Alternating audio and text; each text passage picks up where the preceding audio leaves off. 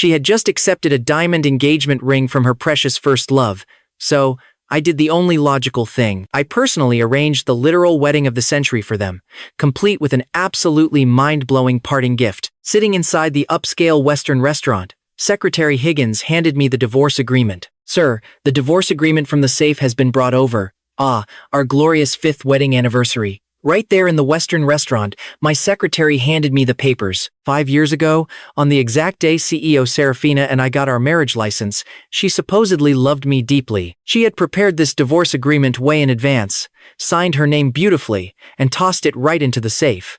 The rule was beautifully simple. If she ever cheated, I could sign it at any time and file for divorce. I swiftly and flawlessly slapped my signature on the paper.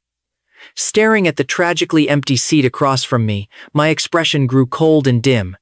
"Take this divorce agreement to Lawyer Sterling," I instructed. "Then go book a hotel. Set up a wedding venue in advance."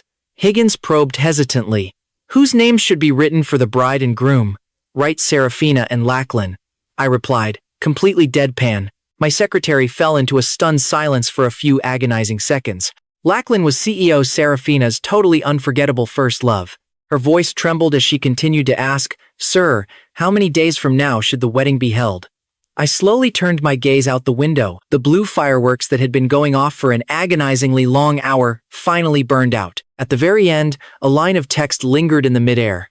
"Happy 5th wedding anniversary, Seraphina and Alaric." I withdrew my gaze, pursed my lips, and said, "Hold the wedding in exactly 7 days. Also, book me a flight ticket to Norway for that exact same day." "Norway?"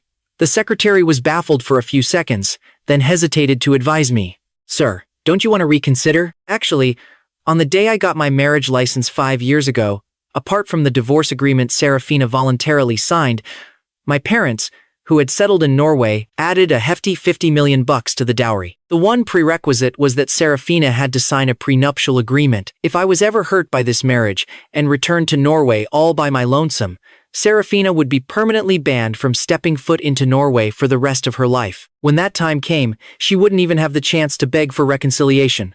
I won't reconsider. I shook my head flatly.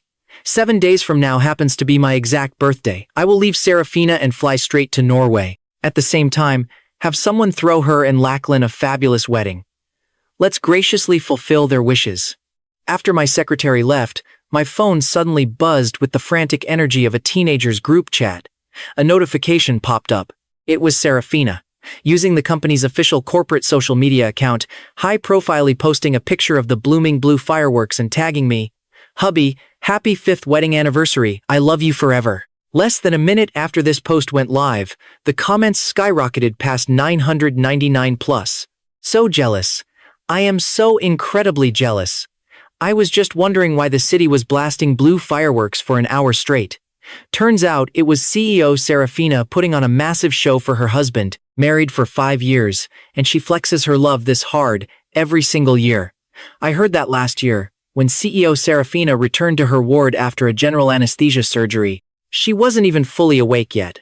But the very first thing she said when she saw her husband in a blurry daze was, "Your stomach is bad. Did you eat lunch on time?" It made all the nurses cry absolute buckets of tears. Amidst the giant mountain of comments, Seraphina replied to that specific one. "Alaric is my husband. Loving him and taking care of him is my duty as a wife." In a flash, the reply section beneath that comment became a loud chorus of envious wailing, and as the primary target of all this envy, I was currently sitting completely expressionless, just staring at the empty seat across from me. Truth be told, Seraphina and I really did have a true romance once. Dating for 7 years, we never even had a proper argument. For the past 7 years, Seraphina, in all her glorious CEO power, showered me with all her money and endless affection. But just a month ago, on the very night Seraphina was supposedly out on a business trip, I discovered she had long harbored a second heart. That night, Seraphina sent me a voice message. When I tapped to listen, an unfamiliar, arrogant male voice oozed out from the speaker. "I've been back in the country for 6 months, and she took the bait with a single wag of my finger tonight. She prepared blue fireworks for me, but I don't like blue. To avoid wasting them, I'm passing them on to you to set off for your wedding anniversary." What a wonderfully thrifty homewrecker. At the time, I honestly didn't know who this guy was, until a gathering 2 weeks ago when Seraphina walked right into the VIP room with this very man. Seraphina introduced him to me with a perfectly straight face. This is my distant relative, cousin Lachlan. Lachlan's impeccably groomed, handsome face wore a hearty smile as he greeted me. I've been back for over 6 months. I finally get to meet my cousin-in-law.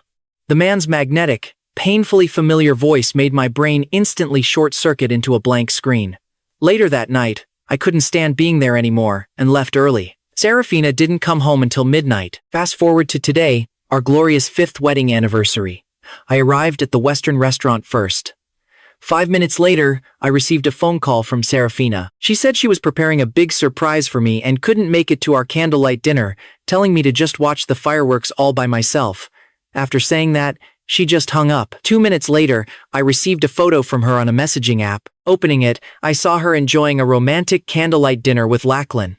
Beautiful flowers, expensive red wine, absolute romance. So, this grand declaration of love on social media, she probably posted it while lounging comfortably in Lachlan's arms, right? I completely ignored Seraphina's long-distance, high-profile display of affection. I grabbed my bag, got up, and went straight home.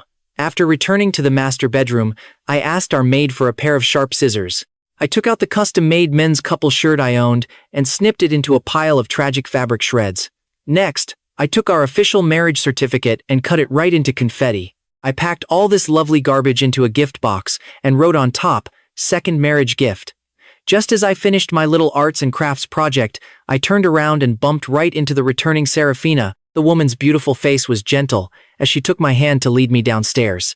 "Hubby, I prepared a huge surprise for you. Come down quick and take a look." After going downstairs, I saw a massive box truck. On the truck sat a gigantic, deep blue gift box.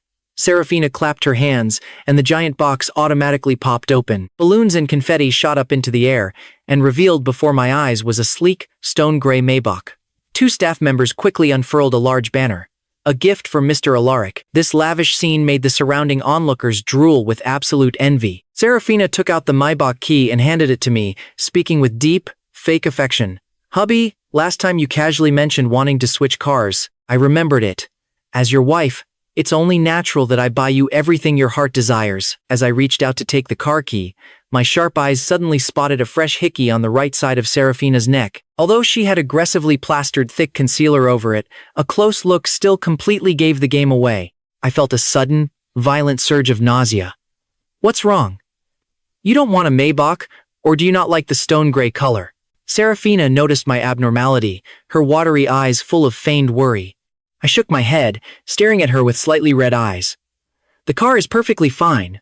What I didn't want wasn't the Maybach, it was her." Hearing this, Seraphina let out a massive sigh of relief. When we walked back into the bedroom, her sharp eyes noticed the gift box sitting on the dressing table. She was just about to peek, but I quickly raised my hand to cover the words written on it. "Hubby, is this a surprise you prepared for me?" Seraphina's dark eyes lit up with joy. I twitched the corner of my mouth, giving a cold smile that didn't reach my eyes. "Yes, but I can't give it to you right now. I'm preparing a second gift. 7 days from now, I'll give both gifts to you together. Knowing you as I do, I'm sure you will absolutely love it." "Double surprises in 7 days?" Seraphina looked vaguely expectant, but she pondered for a moment, muttering under her breath, trying to figure out what special day was coming up in 7 days. Suddenly, a light bulb went off in her head. She walked right out of the bedroom and called her male assistant. "I almost forgot. 7 days from now is Alaric's birthday. Go set up a grand birthday banquet in advance. The bigger, the better. I throw a massive party for his birthday every single year. I can't shortchange him on his special day." While Seraphina was on the phone, she completely failed to notice me standing at the bedroom door, my face chillingly cold. In our 7 years together, Seraphina had never, ever forgotten my birthday. But this year, with Lachlan back in town, she had wiped her own husband's birthday completely from her memory.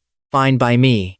I was actually quite curious to see what kind of expression she'd make at this painstakingly prepared birthday banquet, especially when the birthday boy ghosted the event entirely. I took out my phone and sent a quick message to my secretary. "Find out exactly which hotel Seraphina is booking for my birthday banquet. Then, book the wedding venue on the floor exactly 1 level above it." "Understood, sir." I turned around, preparing to take a shower. Seraphina, just about to walk back into the bedroom, suddenly received another call from her male assistant. Right, CEO Seraphina, don't forget about today. You have to accompany your husband to the university gate to eat barbecue skewers. If he doesn't get to eat them, he'll be pretty bummed out tonight. Oh, right. I almost forgot. You go ahead and order the skewers exactly how Alaric likes them. I'll go grab him. After saying that, Seraphina hurriedly shoved open the bedroom door. I heard those two sentences loud and clear. Seraphina just snatched the bathrobe right out of my hands and casually tossed it aside. Alaric, let's hit up that skewer spot by the university gate. I already had the owners start grilling them. We can eat the second we get there. That little barbecue joint near the campus was my absolute favorite back in my college days. Back then, thanks to a tiny little incident, Seraphina and I had our very first encounter right in front of that stall. After dating for 2 years, we tied the knot. Every single year on our anniversary, Seraphina would come here with me to eat skewers. In the past, she would plan this whole thing out days in advance. Now she needed her male assistant to jog her memory just to remember it even existed. An hour later, her black Bentley pulled up in front of the tiny barbecue joint, looking ridiculously out of place. A minor internet celebrity doing a live stream spotted me and Seraphina, excitedly rushing forward with her phone. Oh my god, look! It's the doting CEO wife, Seraphina. Chat, look, my favorite ship is so perfect. The rumors say CEO Seraphina brings her husband here for skewers every single anniversary. Turns out it's actually true. After stepping out of the car, Seraphina held my hand tight as we walked toward the joint. With her eagle eyes, she noticed my shirt collar wasn't perfectly straight. Right under the watchful eyes of the crowd, she stopped in her tracks, stood on her tiptoes, and gently adjusted my collar. This little performative act made the surrounding FEL college students squeal with total envy. A bolder student actually stepped up to offer their blessings. A billionaire female CEO fixing her husband's collar. So sweet.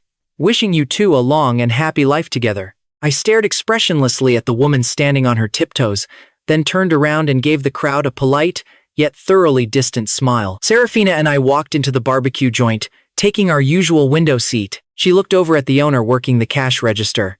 Are the skewers ready? Leeks, chicken wings, oysters, and toasted buns. Mild spice, mild numbing. My husband loves this combo. Oh, and bring out 2 room temperature colas right away. Just finished grilling. The owner had a really deep impression of Seraphina and me as a couple. She had literally just told her husband that even though it was past 9 p.m., with a bond like ours, we would definitely show up for our anniversary. And look, here we were. The owner brought over the piping hot skewers, her kindly face absolutely beaming. 5 years now, and Miss Seraphina and Mr. Alaric's relationship is as good as ever. So, when does Miss Seraphina plan on having a baby? Seraphina looked at me, putting on this fake shy face. We're just letting nature take its course. Hopefully, by the end of the year. I really want to give birth to a mini Alaric. I looked down at the skewers in front of me, staying completely silent for a few seconds before choosing not to say a single word. Seraphina thoughtfully handed a skewer to me. Suddenly, a man walked in. He informed Seraphina that her car had just been scratched by another vehicle and asked her to go take a look. Seraphina frowned, her face instantly darkening. I'll go check it out. Hubby, you eat first. I'll handle this quickly and come right back. Order whatever you want to drink, but absolutely nothing cold, okay? You have a bad stomach. That deeply considerate little remark once again charmed the pants off every customer in the shop. Oh my god, CEO Seraphina is so sweet. Always remembering Mr. Alaric's bad stomach. She's just way too attentive. I can't even imagine how happy I'd be if I were him. The owner looked at me sitting there in stony silence and chuckled. Mr. Alaric is truly blessed by fate. The odds of meeting a woman so beautiful, gentle, attentive, and fiercely loyal in this lifetime are incredibly slim. I gave a bitter, hollow smile. Yeah, extremely slim. So slim, in fact, that I hadn't met one either. I really didn't want to continue this topic, so I just turned my head to look out the window. I watched Seraphina follow the man out of the shop. The man lowered his head, whispered something in her ear, and she just nodded. Taking large strides, she hopped right into a black G-Wagon parked directly next to the Bentley. That black G-Wagon looked mighty familiar. At a gathering not too long ago, Lachlan had made a high-profile entrance driving that exact same car. The license plate was identical. Word on the street was, it was a welcome-back gift from Seraphina. Nearly $3 million, right around the exact same price bracket as the stone gray Maybach she gifted me today. Seraphina truly was an absolute master of balance. Her ex/first love on one side and her husband on the other. She kept those scales perfectly even. I couldn't see the dirty little extracurricular activities happening inside that car, so I just pulled my gaze back. An unknown number started calling me. I hesitated for a moment before finally answering. A familiar, incredibly smug voice came through the receiver. "Getting smarter, are we? You actually knew to get someone to call me out." My hand literally trembled as I hung up the phone. Looking at the plate of skewers right in front of me, I suddenly felt a massive wave of revulsion. Just pure, unadulterated disgust. It felt as if something was violently yanking at my heart, making me panic. I felt dizzy, sick, and completely miserable. Gripping my chopsticks, I viciously mashed the leeks on the plate into an unrecognizable green paste. Half an hour later, Seraphina confidently strutted back in. She looked at the barely touched skewers in front of me, her gaze eventually landing on my pale, handsome face. Her heart allegedly gave a violent squeeze. "Hubby, why do you look so awful? Are you feeling sick somewhere? Come on, let me take you to see a doctor right now." The woman's tone sounded incredibly frantic. I just turned my head away. I really didn't want to look at her sick, hypocritical face. I heard some disgusting words. I lost my appetite. What? What words did you hear? Seraphina's elegant brows furrowed tight, looking anxious to death. "Trust me, you wouldn't want to know," I said, my deep eyes turning slightly red. Seraphina was completely baffled. She stood up, reaching out to give me a hug, but I actively dodged her touch. I stood up, took large strides right out of the barbecue joint, and immediately dove into a waiting taxi, signaling the driver to head straight back to our house. "Alaric, wait for me." Seeing that she couldn't stop the taxi, Seraphina hurriedly jumped into her Bentley and chased after me. Sitting in the back seat, my eyes met the rearview mirror. The scene unfolding behind us was just comically absurd. The Bentley was aggressively tailgating my taxi. And the black G-Wagon? It was tailgating the Bentley. Just a regular old cheating conga line. After entering the upscale villa district, I stepped out of the taxi. Seraphina quickly followed suit, anxiously grabbing my hand. "Hubby, why are you so mad? Is it just because I went to deal with the car and didn't eat the skewers with you?" I slowly tilted my head up, staring straight into her lying eyes. The woman's pretty face was full of worry and self-blame, but it lacked even a single ounce of actual fear. Seraphina let out a very dramatic sigh. "It's my fault for mishandling things. From now on, if something like this happens, even if my car gets completely smashed to pieces, I promise I'll stay right by my husband's side." Pausing, she gently took my hand and asked cautiously, "My assistant actually just called. An important client accidentally fell out of a building. He's in critical condition right now, so I have to rush over there. Hubby, do you mind?" I raised an eyebrow, sharply catching a brief flash of anticipation and sheer excitement hidden right beneath her helpless expression. She was in such a crazy rush for a booty call, she actually invented a story about a client bungee jumping off a building without a cord. I just twitched my lips, honestly too lazy to even expose her lies. I just gave a calm, I walked toward the villa. But when I reached the front door, I didn't go inside. Instead, I walked straight over to the adjacent parking lot, silently watching the two people in the black G-Wagon passionately hugging and making out like horny teenagers. "Aren't you supposed to celebrate my birthday with me tomorrow?" Lachlan's Adam's apple bobbed heavily. The black G-Wagon quickly started up and sped right out of the underground lot. Suddenly, my phone vibrated. I had just received a WeChat message from Seraphina. Clicking on it, I saw it was a location pinned right by a secluded lake. Half an hour later, I was sitting in a taxi, staring dead ahead at that same black G-Wagon parked not too far away. There were actually quite a few people stopping to watch the trashy spectacle. With bloodshot eyes, I stared directly at the aggressively rocking vehicle, feeling a bitter chill seep right into my very bones. With trembling hands, I recorded a solid 5-minute video. Immediately after, I forwarded the clip straight to my secretary, keeping my voice deadpan as I gave the final order, "On the day of the wedding, play this video." After sending the voice note, I called my mother. "Mom, I'm coming to Norway to see you and Dad in 7 days." On the other end of the line, Mother Shu immediately sensed the slight tremor in my voice. She frowned fiercely. "Is Seraphina coming with you?" "No, I'm coming back alone." "Don't be sad, sweetie." Her tone instantly darkened. She probably already guessed exactly what had happened. She gently comforted me. Mom will pick you up at the airport. In the dead of night, Seraphina came stumbling back, making a massive racket that jolted me from my deep sleep. She was drunk as a skunk, continuously grabbing my face and forcefully kissing me. Perhaps because I had gotten unexpectedly angry earlier tonight, she insecurely mumbled against my lips, "Hubby, I love you so much. You can get mad at me. You can scold me all you want. You can even hit me. But you have to promise you'll never leave me in this lifetime. Okay, hubby? And don't worry, I will never, ever cheat on you." Lying there on the massive bed, I just stared coldly at Seraphina. The woman really must have drank way too much tonight. She completely forgot to cover up the fresh love bites on her neck before coming home. And yet, the intense love, revealing itself in her drunken eyes, didn't seem to contain even a single drop of falsehood. It was fascinatingly psychotic. The next morning, I woke up in a heavy, groggy state. Seraphina had already squeezed out my toothpaste, handed me a cup of warm mouthwash, and perfectly picked out my clothes for the day.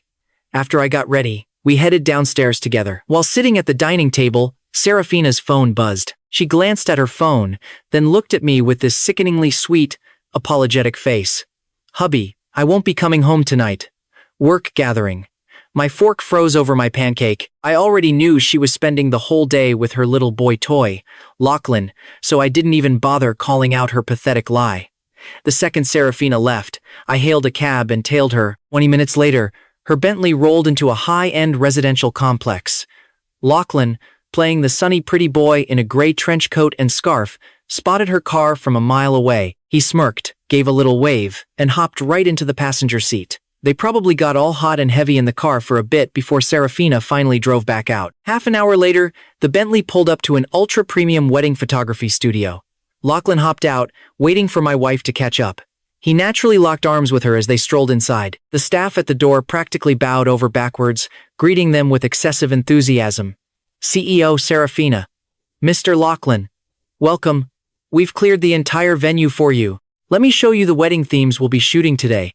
Sitting in the cab, I watched this entire train wreck with a deadpan face, though absolute ice was freezing my veins.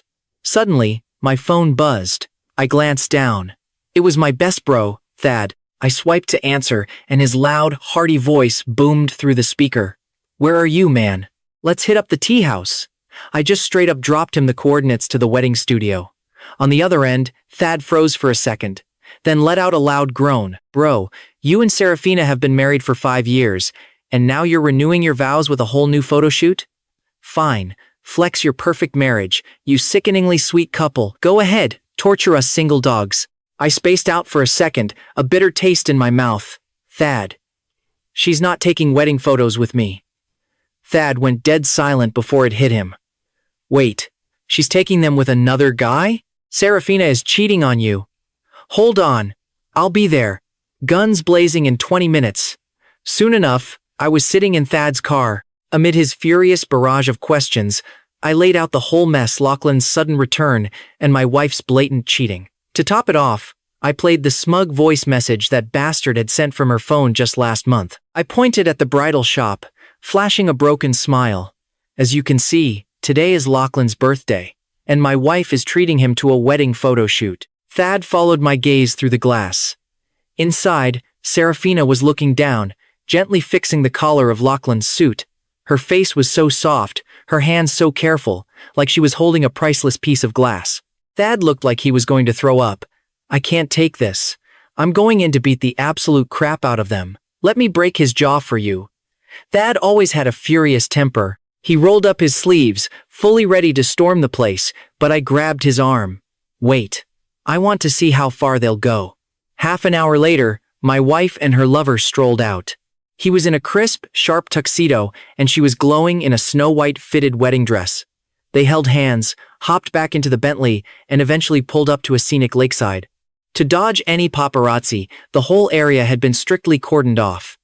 The photographer, who had been waiting forever, practically drooled when they walked up, flashing a sickeningly sweet smile. "Miss Seraphina, Mr. Lachlan, truly a match made in heaven. The ultimate golden couple. You are absolutely the most gorgeous pair I have ever shot." Lachlan clung to Seraphina's arm and giggled like a shy schoolgirl. "Well, that's because I just have a great eye for women. My wife is an absolute stunner. Over the next 30 minutes, those two paraded through 3 different outfits. You'd think they were shooting the cover of Vogue. It was the dead of winter, and the temperature was freezing. Yet, during every break, Seraphina rushed to wrap a thick trench coat around Lachlan's shoulders. When he couldn't nail a pose, she'd whisper sweet encouragements until he found his groove. And when they finally finished, she didn't just pack up. No. Under Lachlan's starry-eyed gaze, my wife dropped down to one knee. She pulled out a massive bouquet of roses and a sparkling diamond ring. You used to say you were jealous of Alaric because I was the one who proposed to him. I promised I could propose to you, too. You were so sweet, telling me it wasn't necessary, but I refused to let you feel second best. Lachlan, will you marry me? Lachlan's eyes welled up with fake tears. He nodded wildly. I do. I am 200% willing to marry you. The entire camera crew instantly erupted into cheers. Kiss, kiss, kiss. Watching this from the car, my face was a mask of pure ice, though I felt hollow inside. 5 years ago, when Seraphina proposed to me, she had that exact same look of absolute devotion. Back then, she wore a flawless white dress, held beautiful roses, and offered a perfectly chosen ring. She even choked on her tears, sobbing as she said it. Alaric, in this life, you are the only one I'll ever love. No other man will ever touch my heart. Please, marry me. I swear, if I ever cheat on you, may I drop dead. I let out a dry, bitter laugh. And as I kept laughing, the tears finally started to fall. It was all a lie. The vows were garbage. A loyal heart can turn rotten without a single warning. Thad looked at me, his eyes full of pity, and muttered, They're moving. Are we still tailing them? Follow them. I lowered my gaze, staring blankly out the window. I really wanted to see how deep this rabbit hole went. An hour later, her Bentley pulled up to a high-end Western restaurant right in the heart of downtown, where window seats cost an arm and a leg. It wasn't dinner rush yet, so the place was mostly empty. Every table was boxed in by tall folding screens. Clearly, my wife was going out of her way to keep this little affair completely off the radar. Watching them walk in, I quickly ducked into a shop next door, bought a completely different outfit, slapped on a mask and a baseball cap, and slipped inside. Thad had already greased the host's palms with heavy cash, securing the booth directly behind theirs. Right as the lovebirds sat down, a waiter guided an older couple straight over to Seraphina's table. The couple looked to be in their 50s, dressed like completely average folks. But one hard look at the older guy's face, and you could see he looked exactly like an older Lachlan. Dude, don't tell me she's meeting his parents, Thad whispered in horror. Without a word, I pulled out my phone, lining up the perfect shot through a tiny gap in the folding screen. I fired off a burst of photos. My timing was absolutely flawless. I caught the exact second my wife slid a sleek, limitless black card into Lachlan's mother's hands. This cheating scumbag is pretty damn generous with her cash, huh? Thad growled under his breath. I blinked back the moisture in my eyes and slowly pocketed my phone. Let's go. I don't want to breathe the same air as them for another second. We headed down to the street. Thad insisted on driving me home, but I shook my head. Bro, my mind is spinning. I just need to walk. I need some quiet. Thad didn't force it, just made me promise to stay safe. After he drove off, I wandered the streets alone. It had dropped way below freezing out there. I only had a thin jacket on, but the bitter wind was a joke compared to the absolute ice in my chest. I trudged forward like a zombie for God knows how long until my phone buzzed. It was a text, but not from Seraphina. I opened it. 3 high-def wedding photos mocked me from the screen. One was my wife, leaning against Lachlan like a fragile, lovesick little bird. They were disgustingly intimate. The next was the two of them locked in a passionate kiss. The final shot was Seraphina on one knee holding up the flowers, while Lachlan stared at the camera with this smug, arrogant smirk. The caption read, "Today we shot our wedding photos, and she publicly proposed to me. I was so moved. She even begged to meet my parents." Aside from signing the actual papers, we did every single wedding tradition. Who says sharing a wife is a bad thing? I'm cool with it. It just depends on whether you can swallow it, old man. Either way, I'm totally winning here. I stared at the brazen, trashy text and didn't type a single word back. Instead, I forwarded the 3 wedding photos straight to her secretary. Next, I sent over the sneaky photos I took of their cozy little family dinner. Finally, I took a crisp screenshot of his entire scumbag chat history and fired that off, too. I was going to broadcast every single one of these on the big screen at our upcoming anniversary banquet. Done with my setup, I shoved the phone into my pocket. I kept walking like a ghost, completely blind to the out-of-control black sedan screaming right toward me. Crash! I couldn't even react before I was launched 10 feet into the air. A long, dark eternity later, my eyes fluttered open. The harsh sting of bleach and rubbing alcohol assaulted my nose. My vision focused on a blindingly white hospital ceiling. The second I stirred, Seraphina threw herself at my bedside, her dark eyes overflowing with fake panic and trauma. Alaric, you're awake. Baby, does it hurt anywhere? My gaze slowly dragged over to her face. Her eyes were bloodshot, staring at me with such agonizing heartbreak, like she wished she had taken the hit for me. All I felt was pure, violent nausea. Those disgusting wedding photos flashed in my brain, making my stomach flip. Seraphina. Oh, Seraphina. Which version of you is the real one? Why won't you talk to me? Where does it hurt? I'm calling the doctor.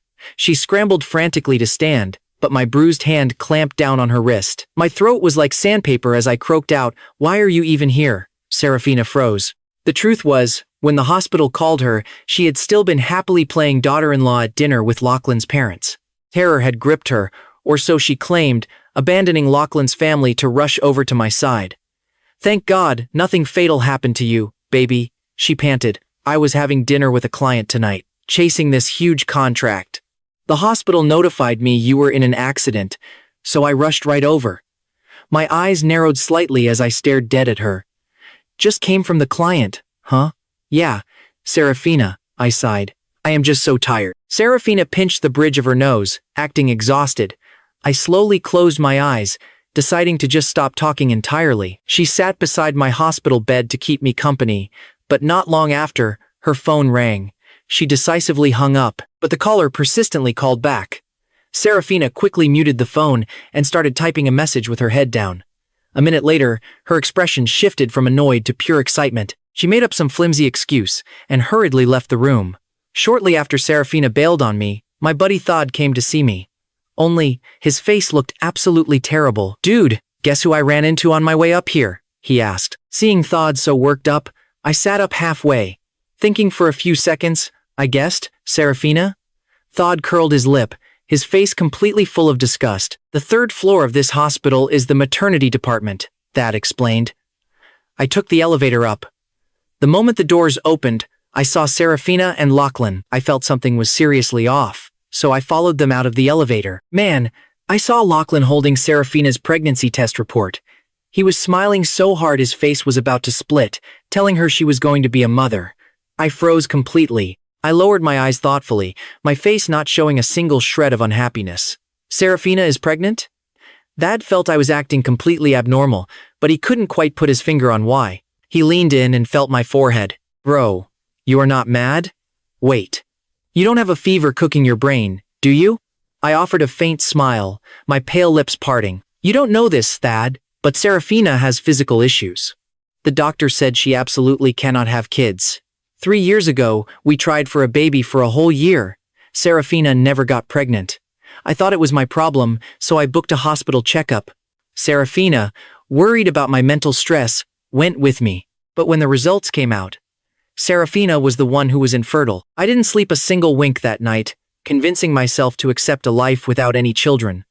As long as Seraphina loved me, it was perfectly fine. I was even worried the truth would destroy her self-esteem and affect her career. So, I secretly asked Dr. Vance to help hide the diagnosis. I told everyone it was my body that needed conditioning before she could ever conceive. And now, Seraphina was apparently thrilled to be a mother.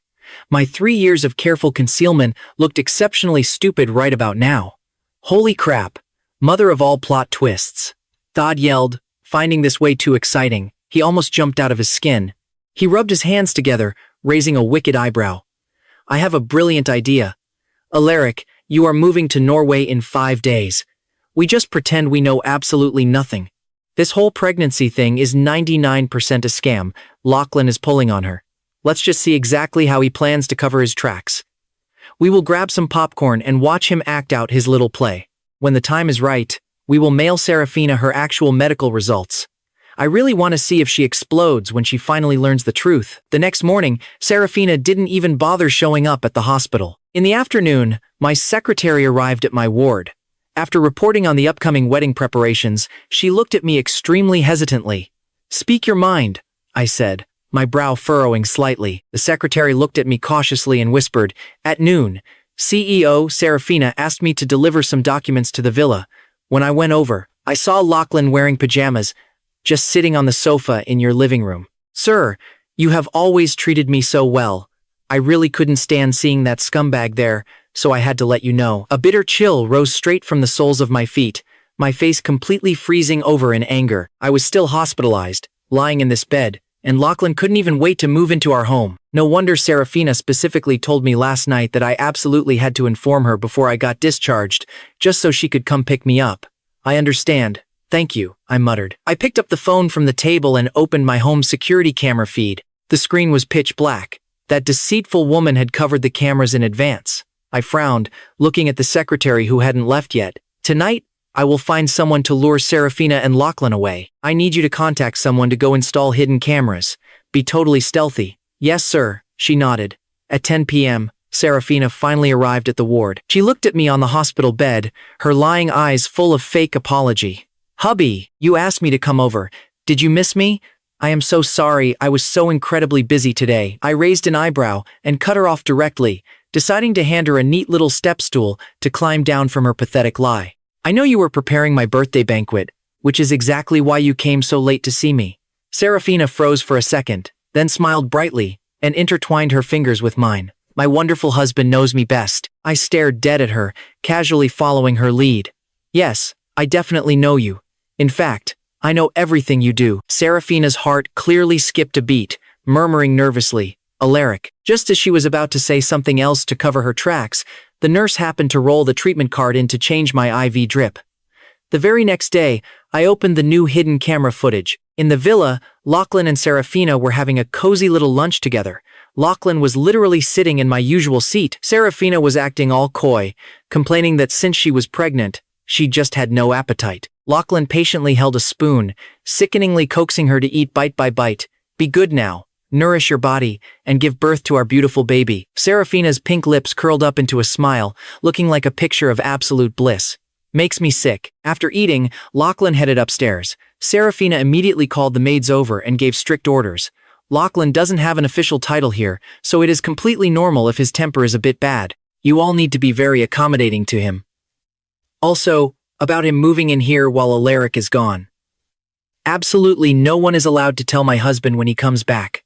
"Yes, madam," the maids replied. I calmly watched the disgusting footage. Shifting my cold gaze, I immediately instructed my secretary to prepare the wedding invitations. I told her I would compile the final guest list today. The next day arrived. Only 3 days left until my departure. Early in the morning, Seraphina brought some fresh pork rib soup to visit me.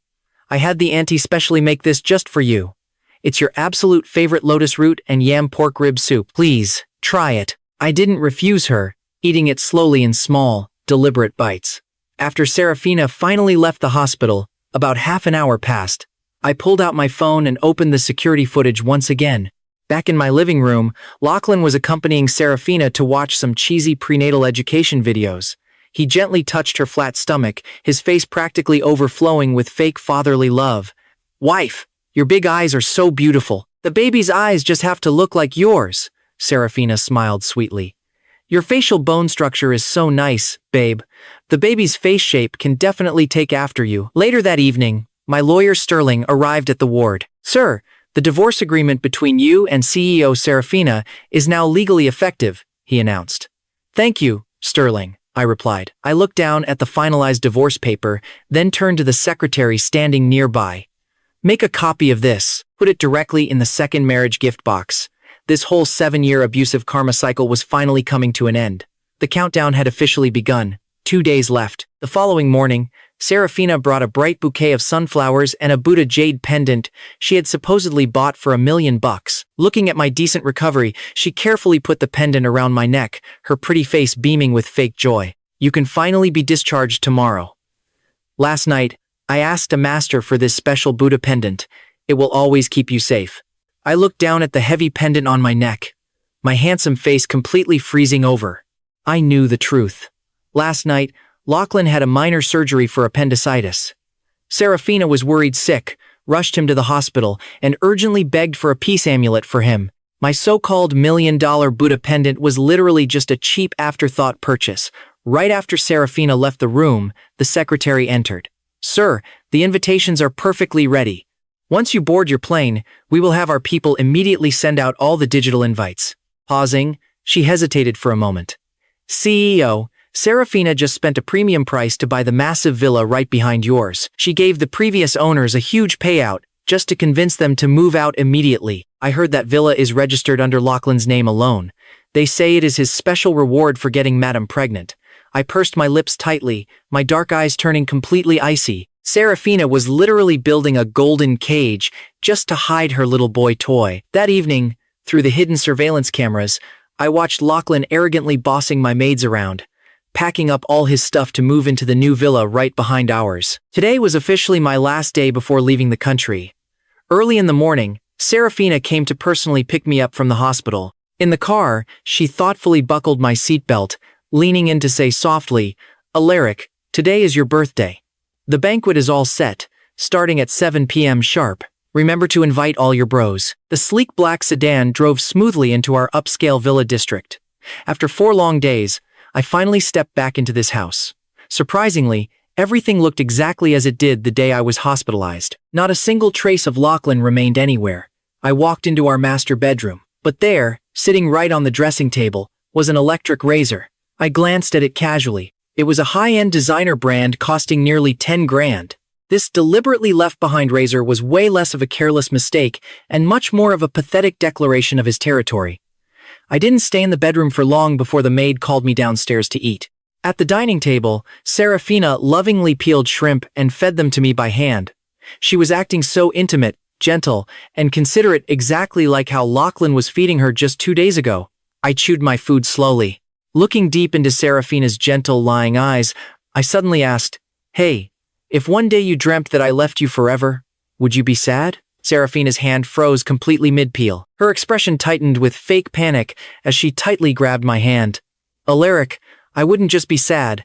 I would literally go crazy. Please, never leave me." I pursed my lips, just about to speak, when her phone on the table suddenly buzzed loudly. I casually glanced over at the bright screen. It was a frantic text message from Lachlan. "The surgery wound is bleeding. It hurts so much.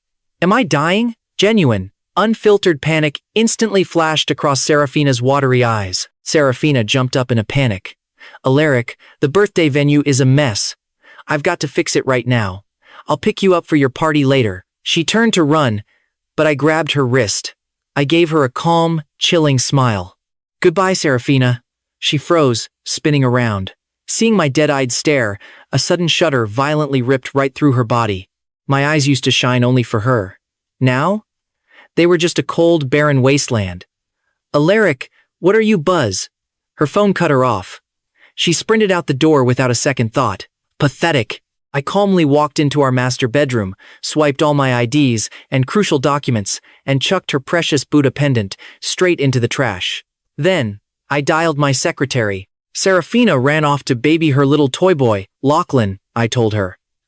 "I'm heading straight to the airport. The second I board, initiate tonight's master plan." "Oh, and make sure to invite Lachlan to her little wedding surprise." "Yes, sir." 1 hour later, I strutted into the airport. Past security, I shot my folks a quick text about boarding in 30 minutes. Then, I pulled up Seraphina's chat. "I've prepped 2 massive surprises for you tonight. Hope you absolutely love them." She replied in a flash, "Hubby, I can't wait for your gifts. I'm still slammed with the venue setup. I need to micromanage everything so it's perfect. Wait right there for me to pick you up." I smirked, typing back, "No need. I'll head to the Geo Hotel myself." Spoiler alert, I wasn't going to show up at all. My supposed birthday bash was down on the 2nd floor of the Geo Hotel. The real show, the wedding venue, was up on the 3rd. Trapping Seraphina into waiting for me at the hotel was the only way my secretary could blast out those wedding invitations and let the 3rd floor ceremony kick off without a hitch. Exactly 30 minutes later, the overhead intercom finally called boarding for my one-way flight to Norway. I yanked out my SIM card and tossed it into the nearest trash can. "Have a nice life, Seraphina. Because you are never, ever seeing my face again." Cut to 6:30 p.m. Seraphina was pacing like a maniac at the hotel entrance. Our mutual friends were rolling in right on schedule, but her beloved hubby was nowhere to be found. Freaking out, she frantically whipped out her phone to call me. A cold, robotic voice instantly pierced her ear. "Sorry, the number you have dialed is powered off." Seraphina's brow slammed into a heavy frown.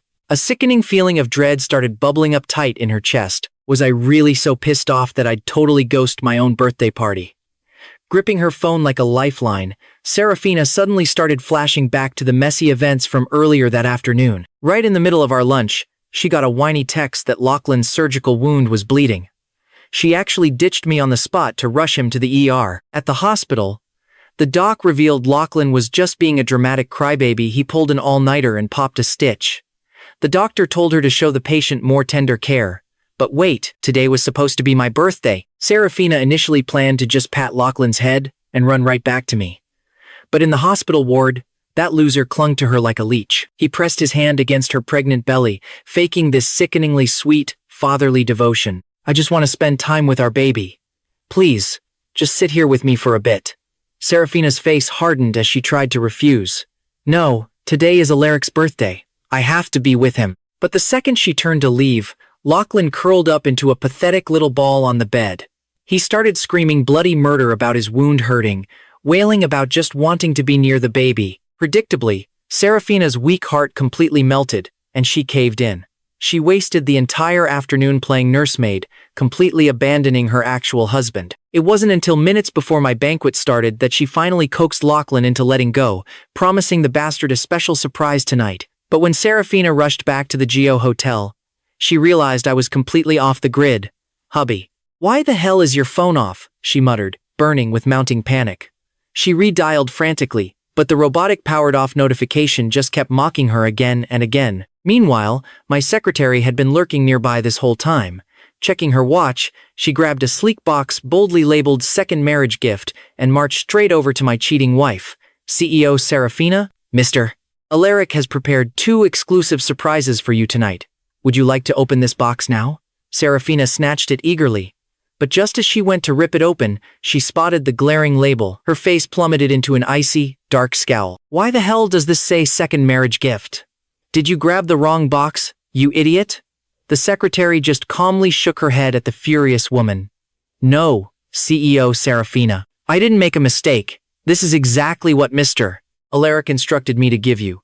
Hearing that, an absolute rocket launch of dreadful panic exploded deep inside Seraphina's cheating heart. She violently shoved the box back at the secretary, stumbling 2 steps backward like the thing was a live grenade.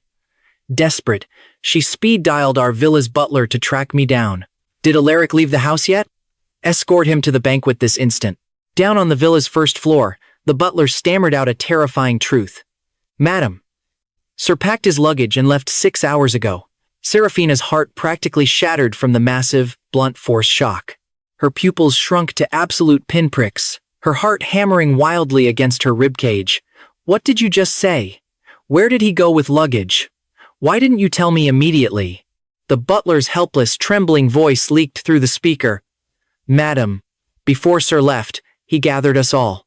He gave a parting speech, thanking us for 5 years of loyal service, and even handed everyone a 5,000 yuan red envelope as a goodbye bonus.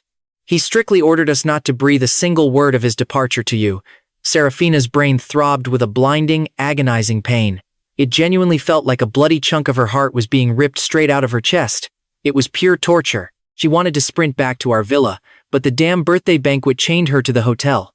"Go to the master bedroom right now," she shrieked. "Check the left drawer of his bedside table. Check if his IDs are still there." The butler sprinted upstairs like his life depended on it, yanking open the drawer to frantically search. He reported back, his voice quivering with fear. "Madam, only your IDs are left. Sir's ID card, his passport, his driver's license, they're all completely gone. Also, right after you left at noon, Sir hired a crew to haul every single piece of his belongings out of the house. From what he told the crew, he plans to donate everything he owns to a local orphanage." Seraphina totally blanked out. Her brain short-circuited as the hand gripping her phone started shaking violently. A raw, terrifying flash of absolute horror sparked in her wide eyes. His IDs were missing? He donated his entire life's possessions? Was he actually using his own birthday as the perfect excuse to dump her and start a brand new life? No, that's impossible. Seraphina slammed the phone down and desperately booted up WeChat to spam me. Hubby, didn't we promise to celebrate together today? Please stop being mad at me. Where are you? Let me come pick you up. Bam. The second she hit send, a harsh red exclamation mark slapped her in the face. I had completely blocked her. Staring blankly at the screen like a lost puppy, she stubbornly typed out one more pathetic text. Hubby. The merciless chat screen flashed again, harshly reminding her that she was dead to me. My secretary, who had been chilling nearby, enjoying the show, pushed the second marriage gift box forward once more. CEO Seraphina, Mr. Alaric made it very clear. Open the box. All your answers are waiting inside. Snapping out of her daze, Seraphina slowly turned her terrified gaze back to the mysterious package. Her mind was spiraling into absolute chaos. Moving like a numb zombie, she slowly pried off the lid.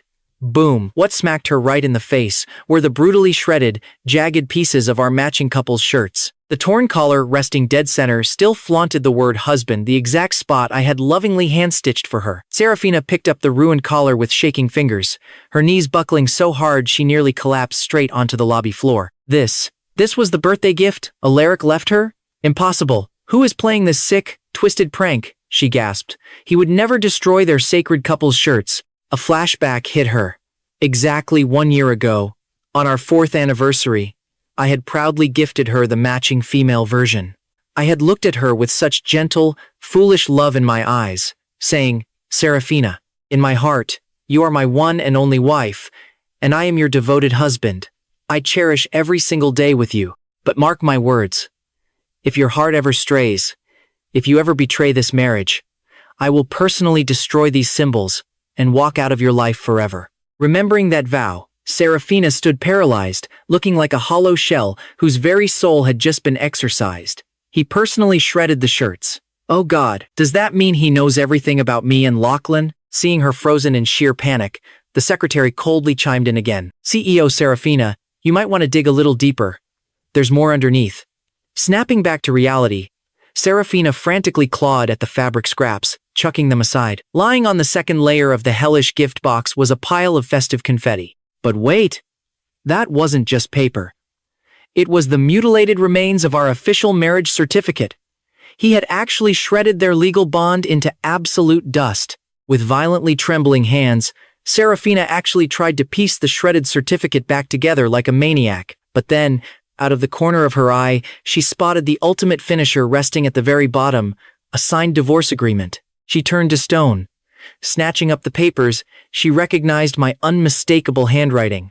Looking up at the secretary with a hollow, broken voice, she choked out, He ordered you to pull this signed divorce agreement right out of my personal safe? The secretary just gave a crisp nod, laying down the brutal facts. Sir actually contacted Attorney Sterling a very long time ago. As of right now, this divorce agreement is 100% legally binding. That single sentence hit Seraphina like a fatal gunshot to the chest. Her petite body swayed wildly, practically tipping over. Dropping her head, she desperately stroked the cold divorce papers, muttering like a crazy person. No, impossible. This has to be a fake. Alaric is just playing a cruel joke on me. We were totally fine.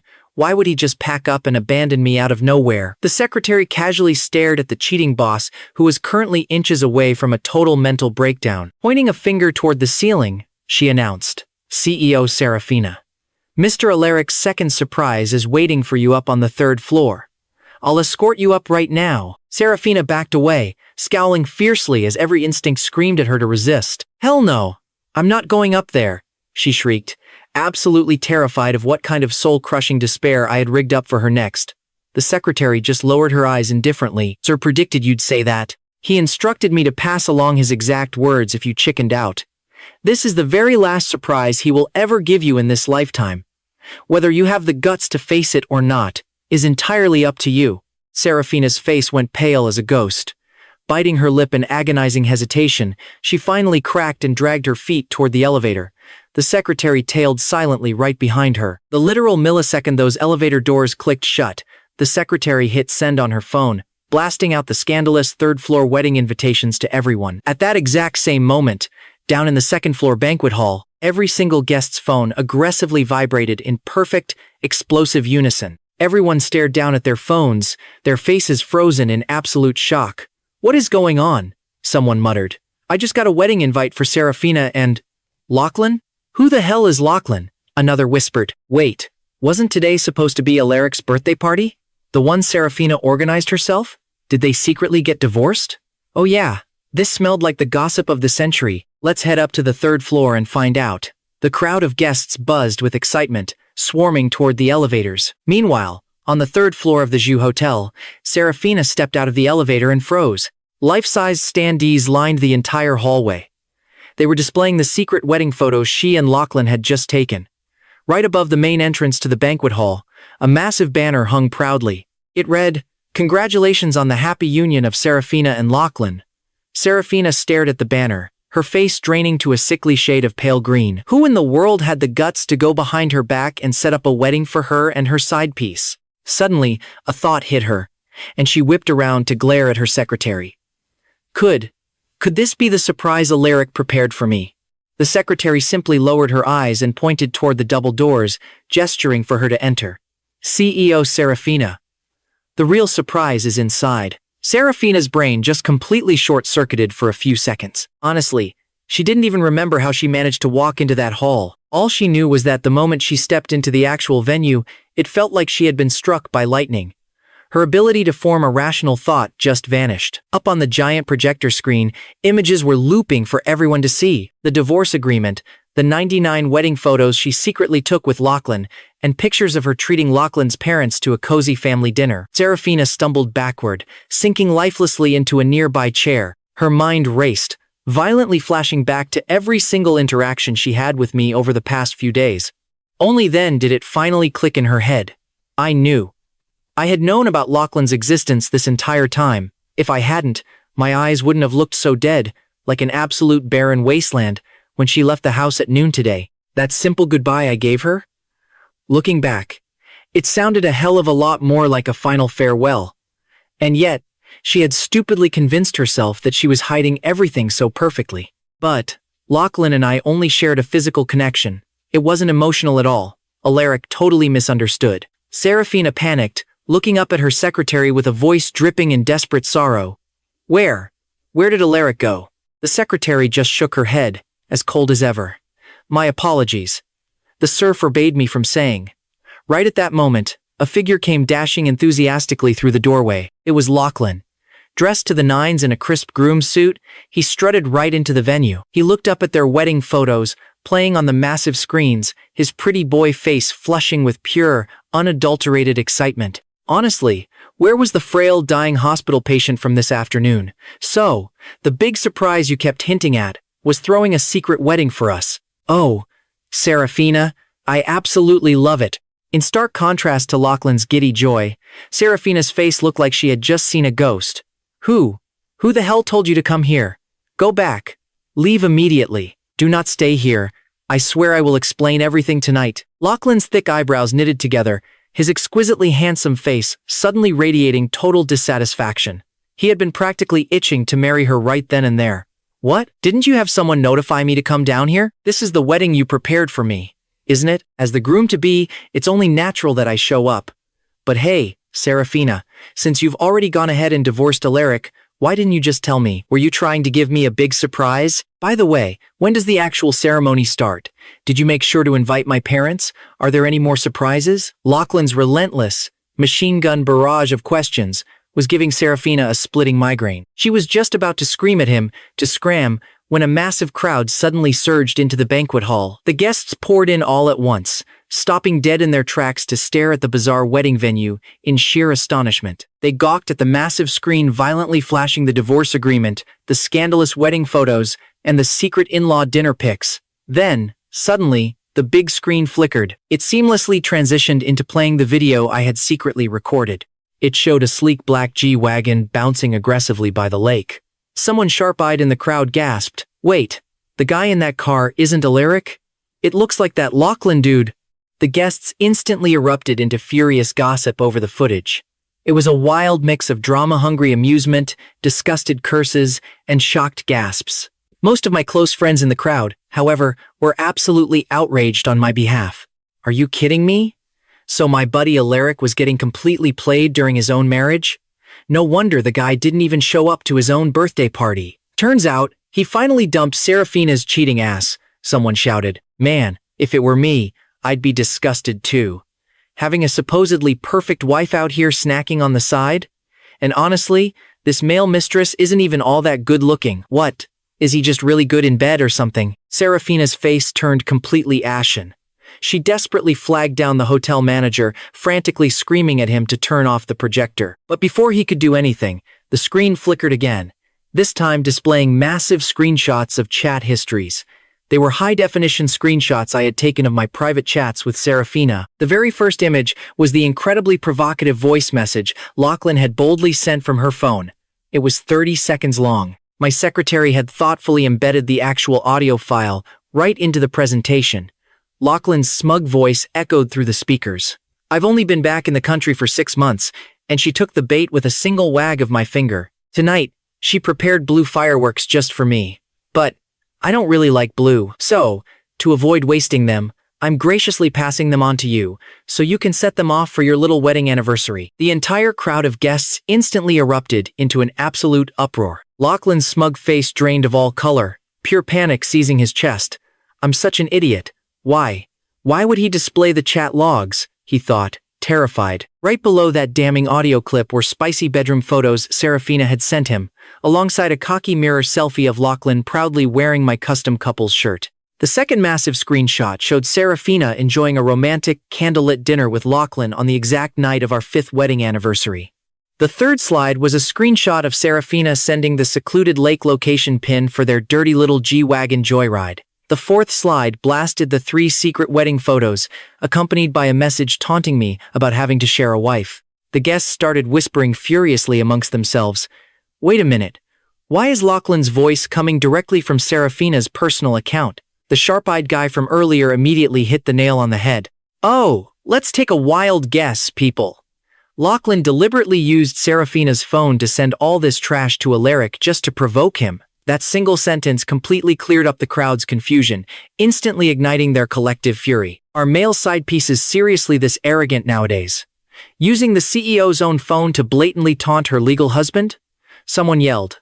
I can't take this. Even though I'm supposed to be Seraphina's friend, there is no way I can stomach this kind of disgusting behavior.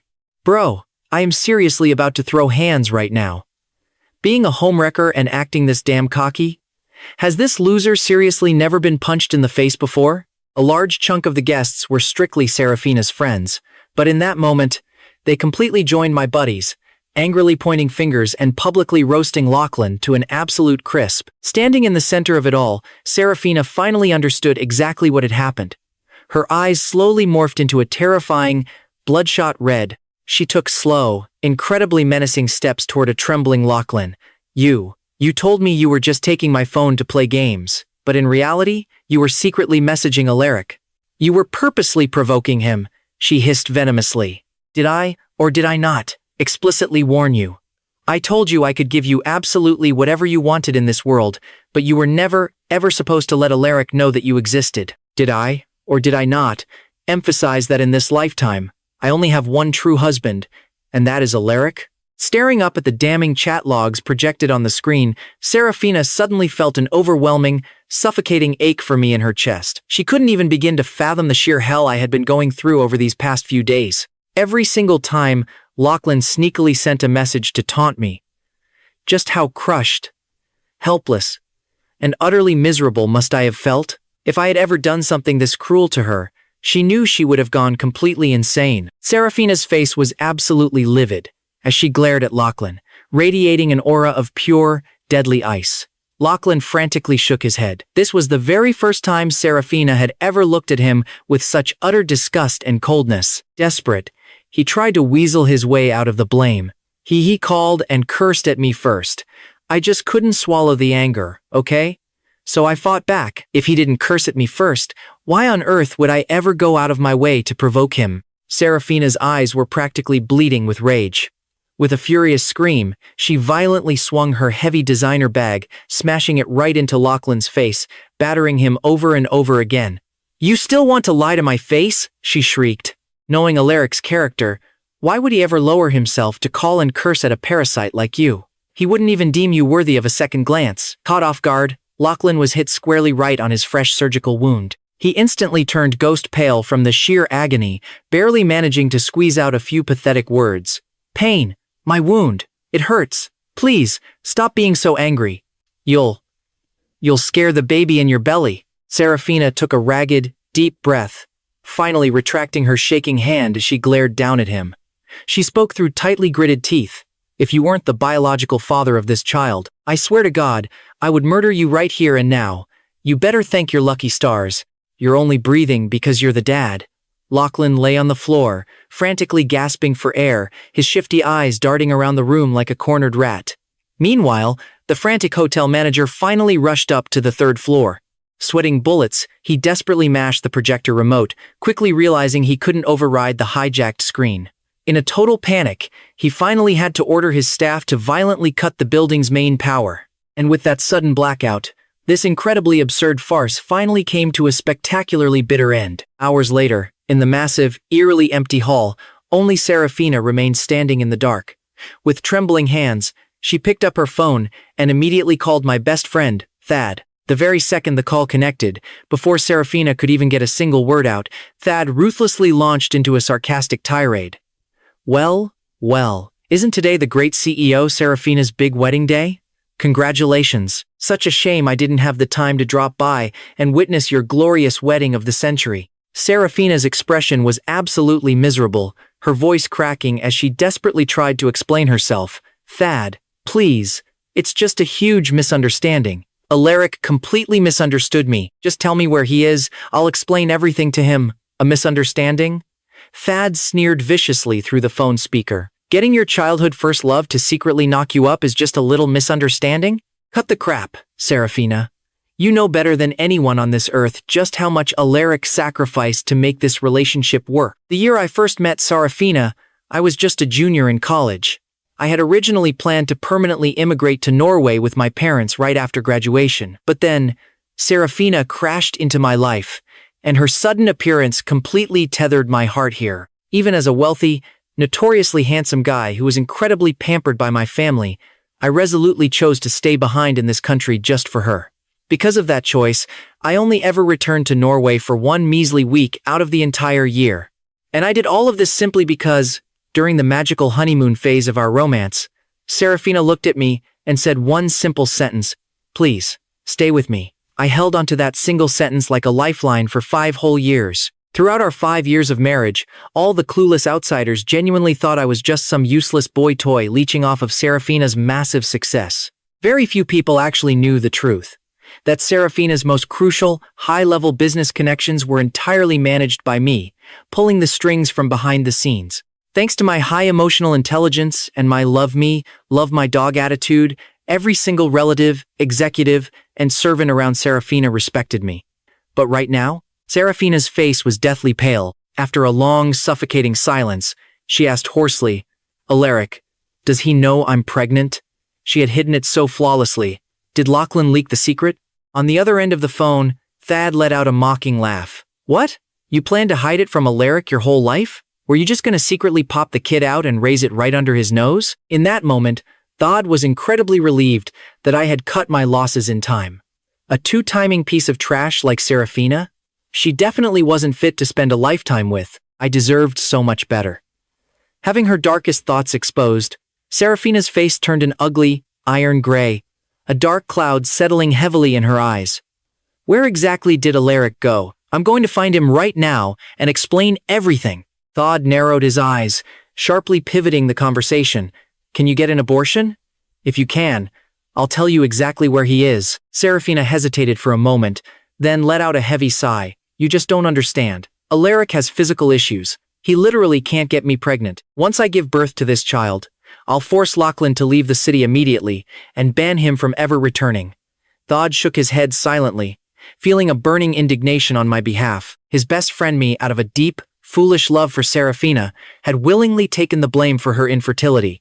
And yet, the moment I left, she was still scheming to keep another man's child. Even if I truly couldn't get her pregnant, She didn't have to choose the most gut-wrenching betrayal possible, breeding with her first love. No comment, Thod said coldly. Seraphina. One day, you will pay for what you've done. Seraphina frowned, finding Thod's cryptic words incredibly bizarre. She wanted to press for more details, but he had already hung up on her. Still unwilling to give up, she started frantically calling all my friends, one by one, desperately fishing for my location. Aside from Thad, almost every single one of my friends had attended that chaotic birthday-turned-wedding. Knowing full well that Seraphina had cheated in our marriage and hooked up with her ex, some of them straight up ignored her calls. The ones who did answer, they unleashed an absolute torrent of verbal abuse, demanding justice for me. After making dozens of calls, Seraphina couldn't glean a single clue about my whereabouts. Out of options, she had to hire private investigators. The very next day at noon, in her lavish office, Seraphina's assistant pushed the door open, reporting with extreme caution. CEO, Seraphina. Sir went to Norway. Seraphina's face instantly turned incredibly grim. She closed her eyes, completely plunging into a bottomless pit of despair. 5 years ago, when we got our marriage license, my wildly wealthy parents made her sign an ironclad agreement. If I was ever hurt because of her and returned to Norway alone, she was banned from entering Norway for life. And if she dared to set foot there, all of her assets would automatically transfer directly to me. Seraphina remained dead silent for a long while before whispering hoarsely, "Book a flight to Norway. The sooner, the better." The assistant was stunned for a few seconds before advising softly, "CEO Seraphina. The moment you set foot in Norway, whether you reconcile with him or not, that agreement takes effect. You will be left with absolutely nothing. Are you sure you still want to go?" But Seraphina was desperate. Desperate to see me, to explain everything. She ordered the assistant to book the ticket and frantically rushed back to our villa. Just last night, she hadn't even dared to come home. Now, stepping back into this massive house, it was exactly as the butler had warned her. All my things were completely gone. She walked like a ghost into the master bedroom, slowly pulling open the bedside drawer. All my IDs? Gone. Seraphina's heart violently seized in her chest. Looking around the painfully empty bedroom, a colossal, suffocating wave of despair crashed right over her. She immediately ordered the maids to pack her bags, printing out old photos of us from her phone, blindly preparing to fly to Norway and win me back. But an hour later, just as she was about to leave for the airport, a frantic figure barged right in. It was Lachlan. He grabbed her in a tight bear hug, looking down at her with wild eyes. "You're going to Norway? What if you get too emotional and the baby has an accident?" Just 10 minutes ago, out in the villa's backyard, Lachlan had heard the devastating news. If Seraphina went to Norway, her massive fortune would automatically transfer to me. Lachlan was in a complete and utter panic.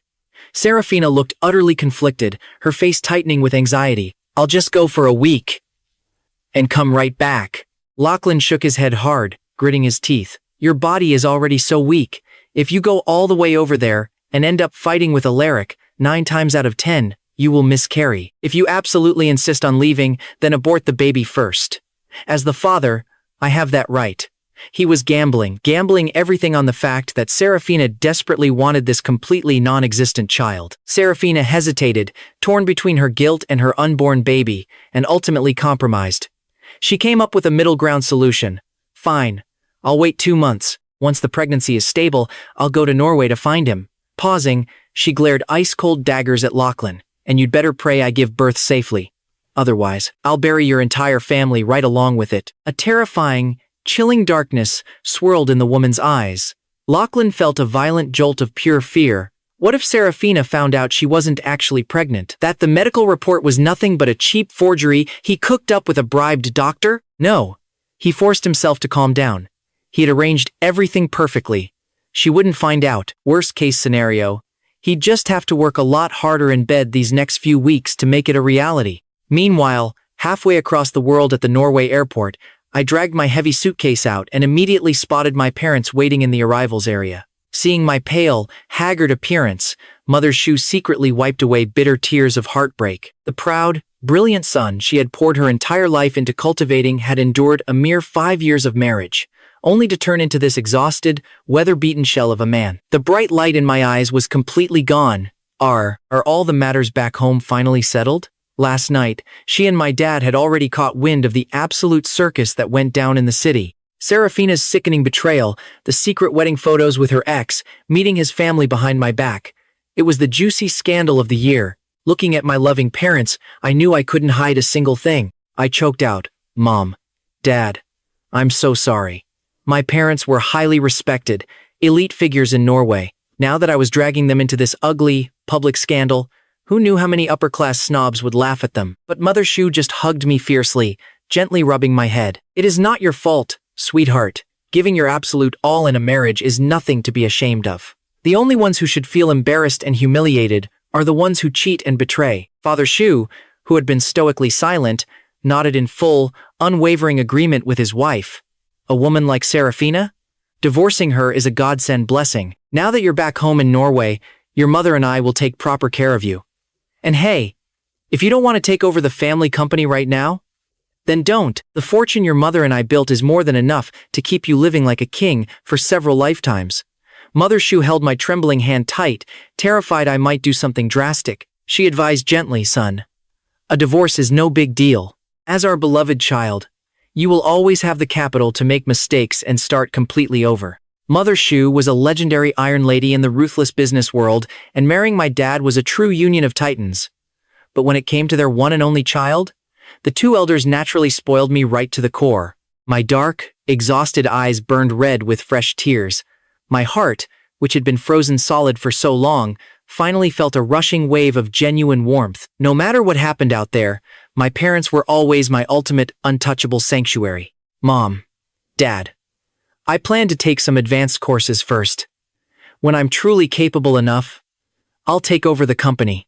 For the past 7 agonizing years, I had drowned myself in a toxic love and couldn't break free.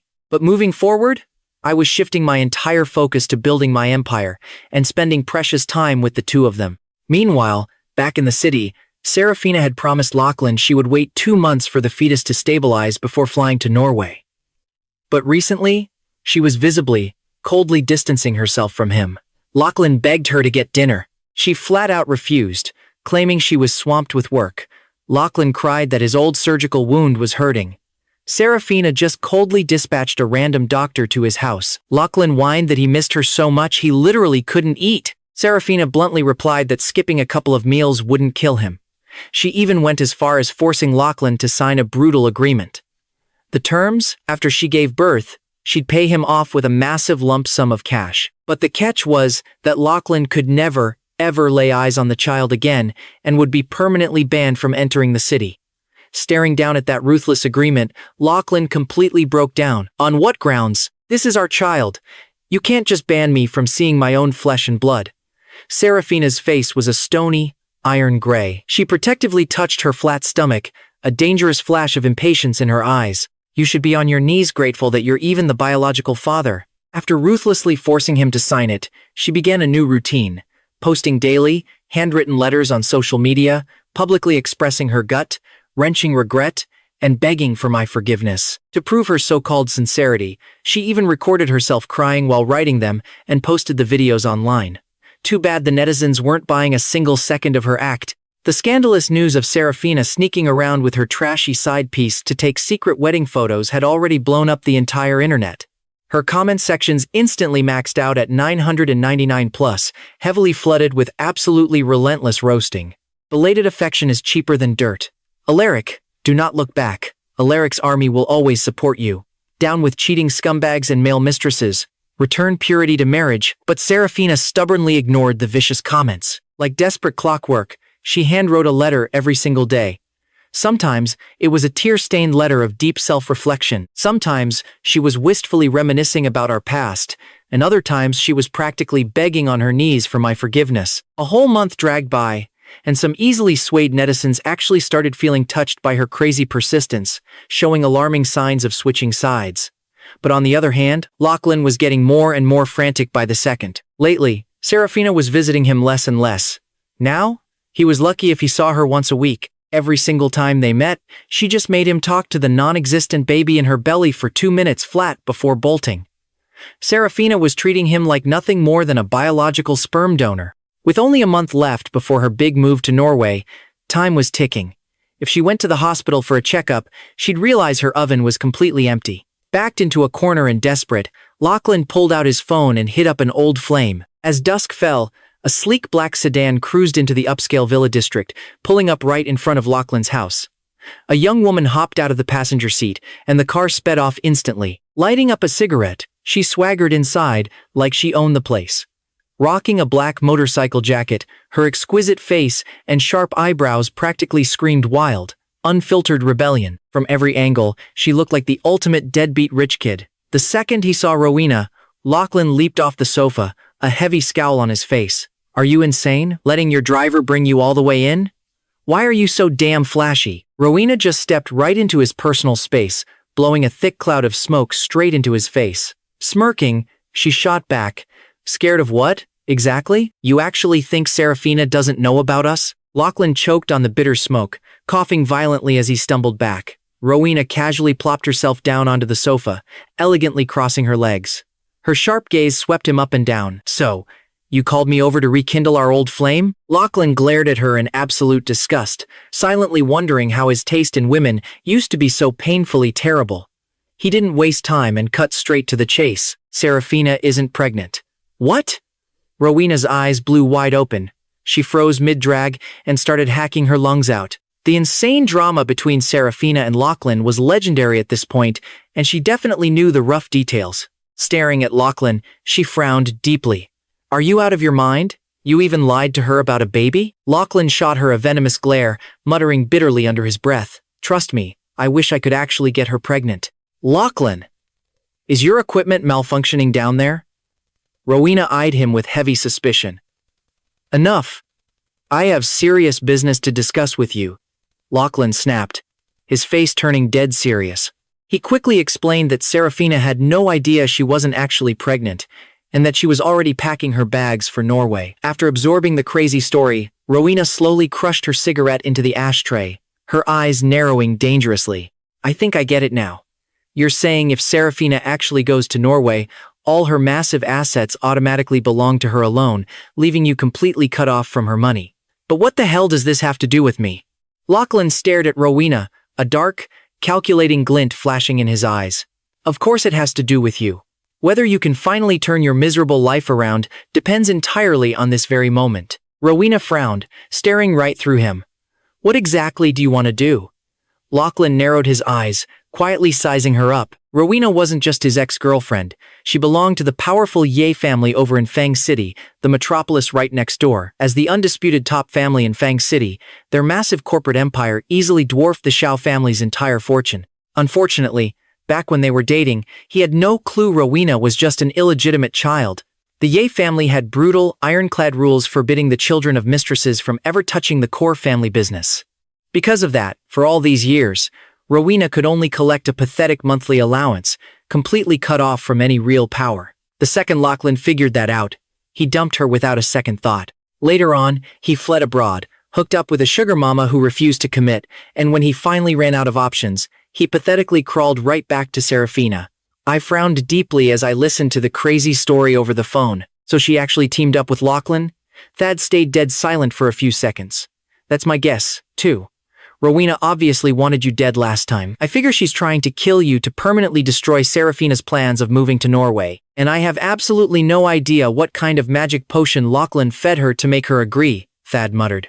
Meanwhile, back in that dimly lit living room, Lachlan's voice was ice cold. "Go to Norway. Find a permanent way to deal with Eric." Rowena froze in her tracks, staring at him in pure, unadulterated shock. The man was literally plotting a cold-blooded murder. "Why should I get dragged into your psycho mess?" she shot back. Lachlan's handsome face just radiated a chilling, sinister aura. "Rowena, Seraphina is the absolute frontrunner to inherit the entire Xiao Empire. Once I successfully rise to power, if you help me pull this off, your reward will be massive." Pausing for dramatic effect, he narrowed his eyes. "In the Ye family, you're doomed to be stuck on a pathetic allowance for life. If you leave, there's no way you'd ever settle for a regular 9 to 5.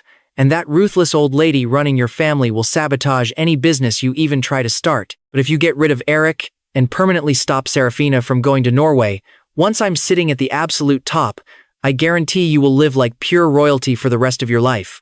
You'll never have to look at the Ye family's smug, ugly faces ever again. Most importantly, I've already got everything perfectly planned out. First, I'll stage a tragic accident, causing Seraphina to miscarry. Then, I'll manipulate her into doing IVF, and I will personally make sure she gets implanted with our own child. In the dead silence of the dark living room, Lachlan's twisted words dropped like heavy bombs. Rowena slowly looked up at the pale moon shining outside the window, reaching her hand out as if trying to physically grasp it. Clearly, the insane offer tempted her. Fine, I'll book a flight for tomorrow. But right before she left, Rowena fiercely grabbed Lachlan's chin, her tone dripping with vicious venom. If you ever dare to cross me, I will literally kill you myself. Meanwhile, thousands of miles away in Norway at the sprawling Suho family estate, I had just finished my grueling online classes. I was laying comfortably on a cozy rattan chair out on the balcony, lazily warming myself by a small space heater. Over the past month, finally away from that wildly toxic garbage dump of a relationship, I threw myself completely into my studies. I was glowing, my broken spirit visibly rejuvenated. Just as I was about to peel open a piping hot roasted sweet potato, my phone started buzzing. It was Thad, and his tone was endlessly teasing. The deeply devoted woman is practically spamming handwritten love letters all over the internet right now. Did you see the circus? I immediately frowned, feeling like someone had just dumped radioactive waste right in front of me. My face twisted into a mask of pure, unfiltered disgust. I haven't exactly been paying attention to the absolute circus back home. Handwritten letters? Really? Can't she just let this whole thing go in peace? Oh, buddy, you have no idea, Thad laughed. The so-called deeply devoted woman writes a new one every single day and even posts dramatic videos of herself writing them. It's literally moving the entire internet to tears. After recounting Seraphina's latest unhinged antics, his tone suddenly shifted, turning dead serious. I heard that in exactly 1 month, Seraphina is flying straight to Norway to track you down. My hand froze mid-peel on the sweet potato. I absolutely will not see her, I replied coldly into the phone. Thad quietly stirred his honey water on the other end. I know you won't. But I'm seriously worried that if she comes over, that 5-year agreement officially kicks in. If you refuse to take her back, she loses both her husband and her massive fortune. When desperate people go crazy, there's no telling what they'll do. I instantly understood his warning. Thad called specifically to tell me to watch my back. What a true bro. Don't worry, I'll be careful. After hanging up the call, I decided to keep my parents entirely in the dark about Seraphina's upcoming visit. They had already worried themselves sick over me lately. Besides, the two elders were currently busy preparing to officially announce my full takeover of the family business, ready to push me straight into the ultimate seat of power. Later that afternoon, Mother Suho returned from the company and knocked lightly on my bedroom door. Come out to dinner with us tomorrow night, Eric. Your dad and I really want to introduce someone special to you. I looked up from my glowing computer screen and obediently agreed to go. I had basically figured out my parents' sneaky little pattern recently. The people they dragged me out to meet for these private dinners were always absolute heavy hitters in the local business scene. The very next evening, I personally drove my parents to the fancy location. Wrapped up in my thoughts, I completely failed to notice the suspicious black car tailing me tightly from behind. The dinner spot turned out to be a stunning cliffside restaurant overlooking the vast ocean, boasting breathtaking views of snow-capped mountains and icy fjords. Shortly after we sat down at our table, I excused myself to go wash my hands. Strolling down the quiet corridor, I was totally mesmerized by the spectacular ocean view and stopped dead in my tracks. The vast, boundless sea, accompanied by the biting, chilling wind, I really loved the peaceful vibe. But just as I was getting lost in the gorgeous scenery, a dark figure suddenly crept up from behind. 2 hands clamped down hard on my shoulders and shoved me violently. I instantly lost my balance, instinctively flailing my arms to grab the railing. The mysterious attacker moved with terrifying, lightning speed and brutally shoved me a second time. I plummeted heavily over the edge, crashing violently into the freezing ocean below. Thrashing in the icy water, I desperately wanted to scream for help, but the bone-chilling cold completely paralyzed my vocal cords. The violent, crashing waves were seconds away from swallowing me alive. Just as I was about to completely lose consciousness and fade into the dark, a slender hand desperately grabbed me right in the nick of time. 5 agonizing minutes later, I was violently dragged ashore, gasping for air. Weakly fluttering my eyes open, I realized I was lying directly in the arms of an unbelievably beautiful woman. She was completely soaked to the bone, her exquisite beige dress clinging wetly to her gorgeous curves. Icy water dripped steadily from her hair, yet it didn't diminish her stunning beauty one single bit. The mysterious woman looked down at me softly and helped me to my feet. "Mr. Shu, it's freezing out here. Please, let me take you to change your clothes." 5 minutes later, I had finally changed into a set of dry clothes and stood shivering by a space heater. The comforting warm air slowly brought my scattered, chaotic thoughts back into focus. I just stared blankly at the stunning woman standing right in front of me. "You know me?" I definitely hadn't forgotten she had specifically just called me Mr. Shu. Elowen just offered a mysterious smile. She had slipped into a casual yet elegant black dress, looking absolutely breathtaking. "Of course I know you, Mr. Eric Shu."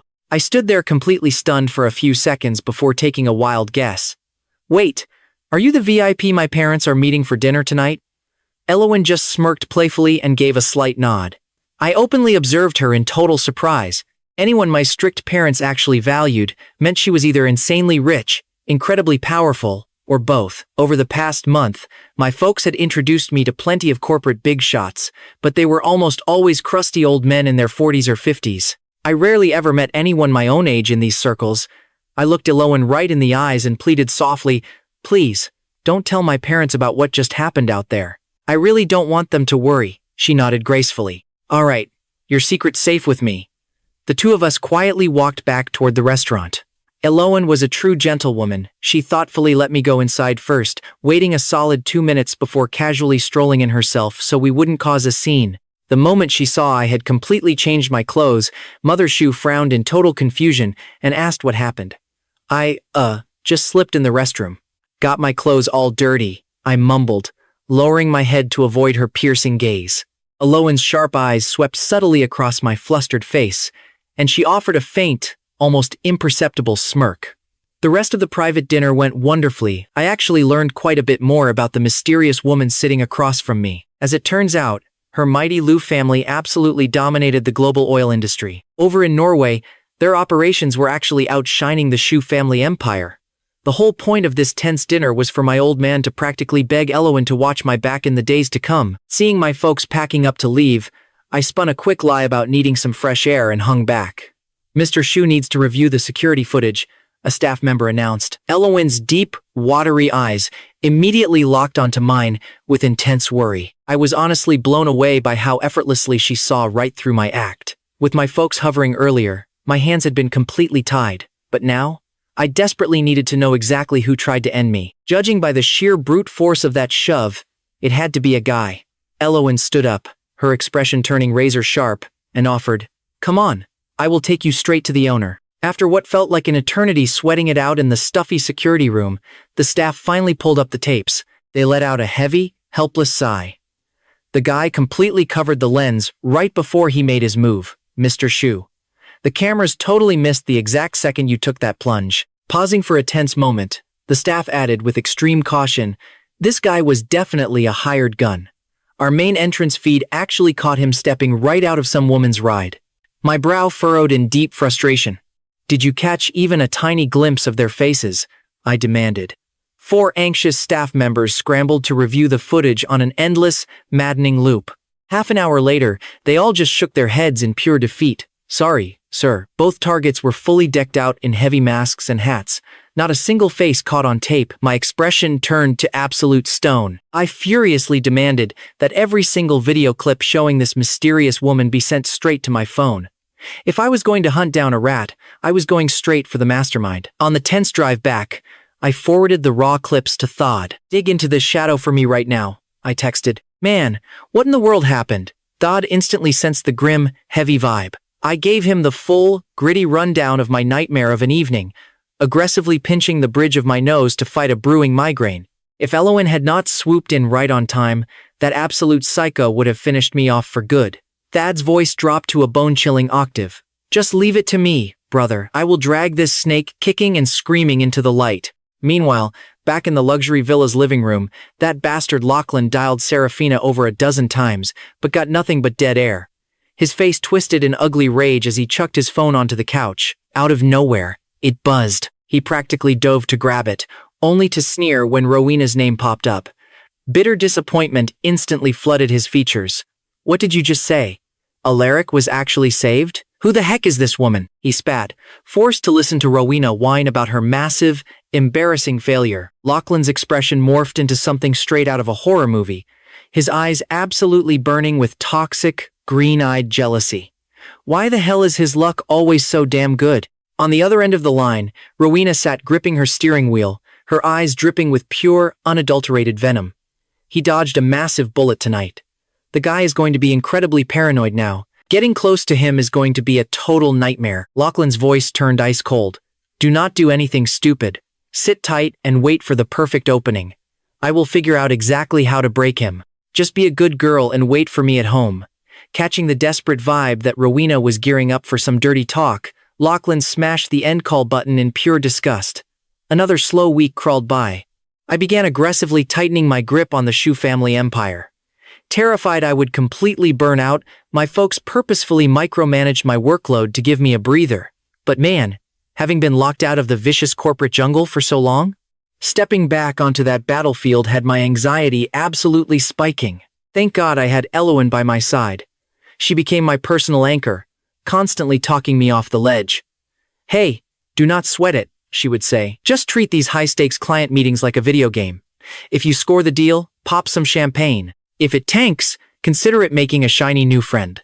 Whenever the daily grind pushed me to the absolute brink of despair, Elowen would flash a sly, gorgeous smile and ask, "So, how is your alcohol tolerance holding up?" Whenever I feel like tearing my hair out, a little liquid courage hits the perfect spot. Look, we might be nothing but corporate cogs, but we should at least be happy little cogs.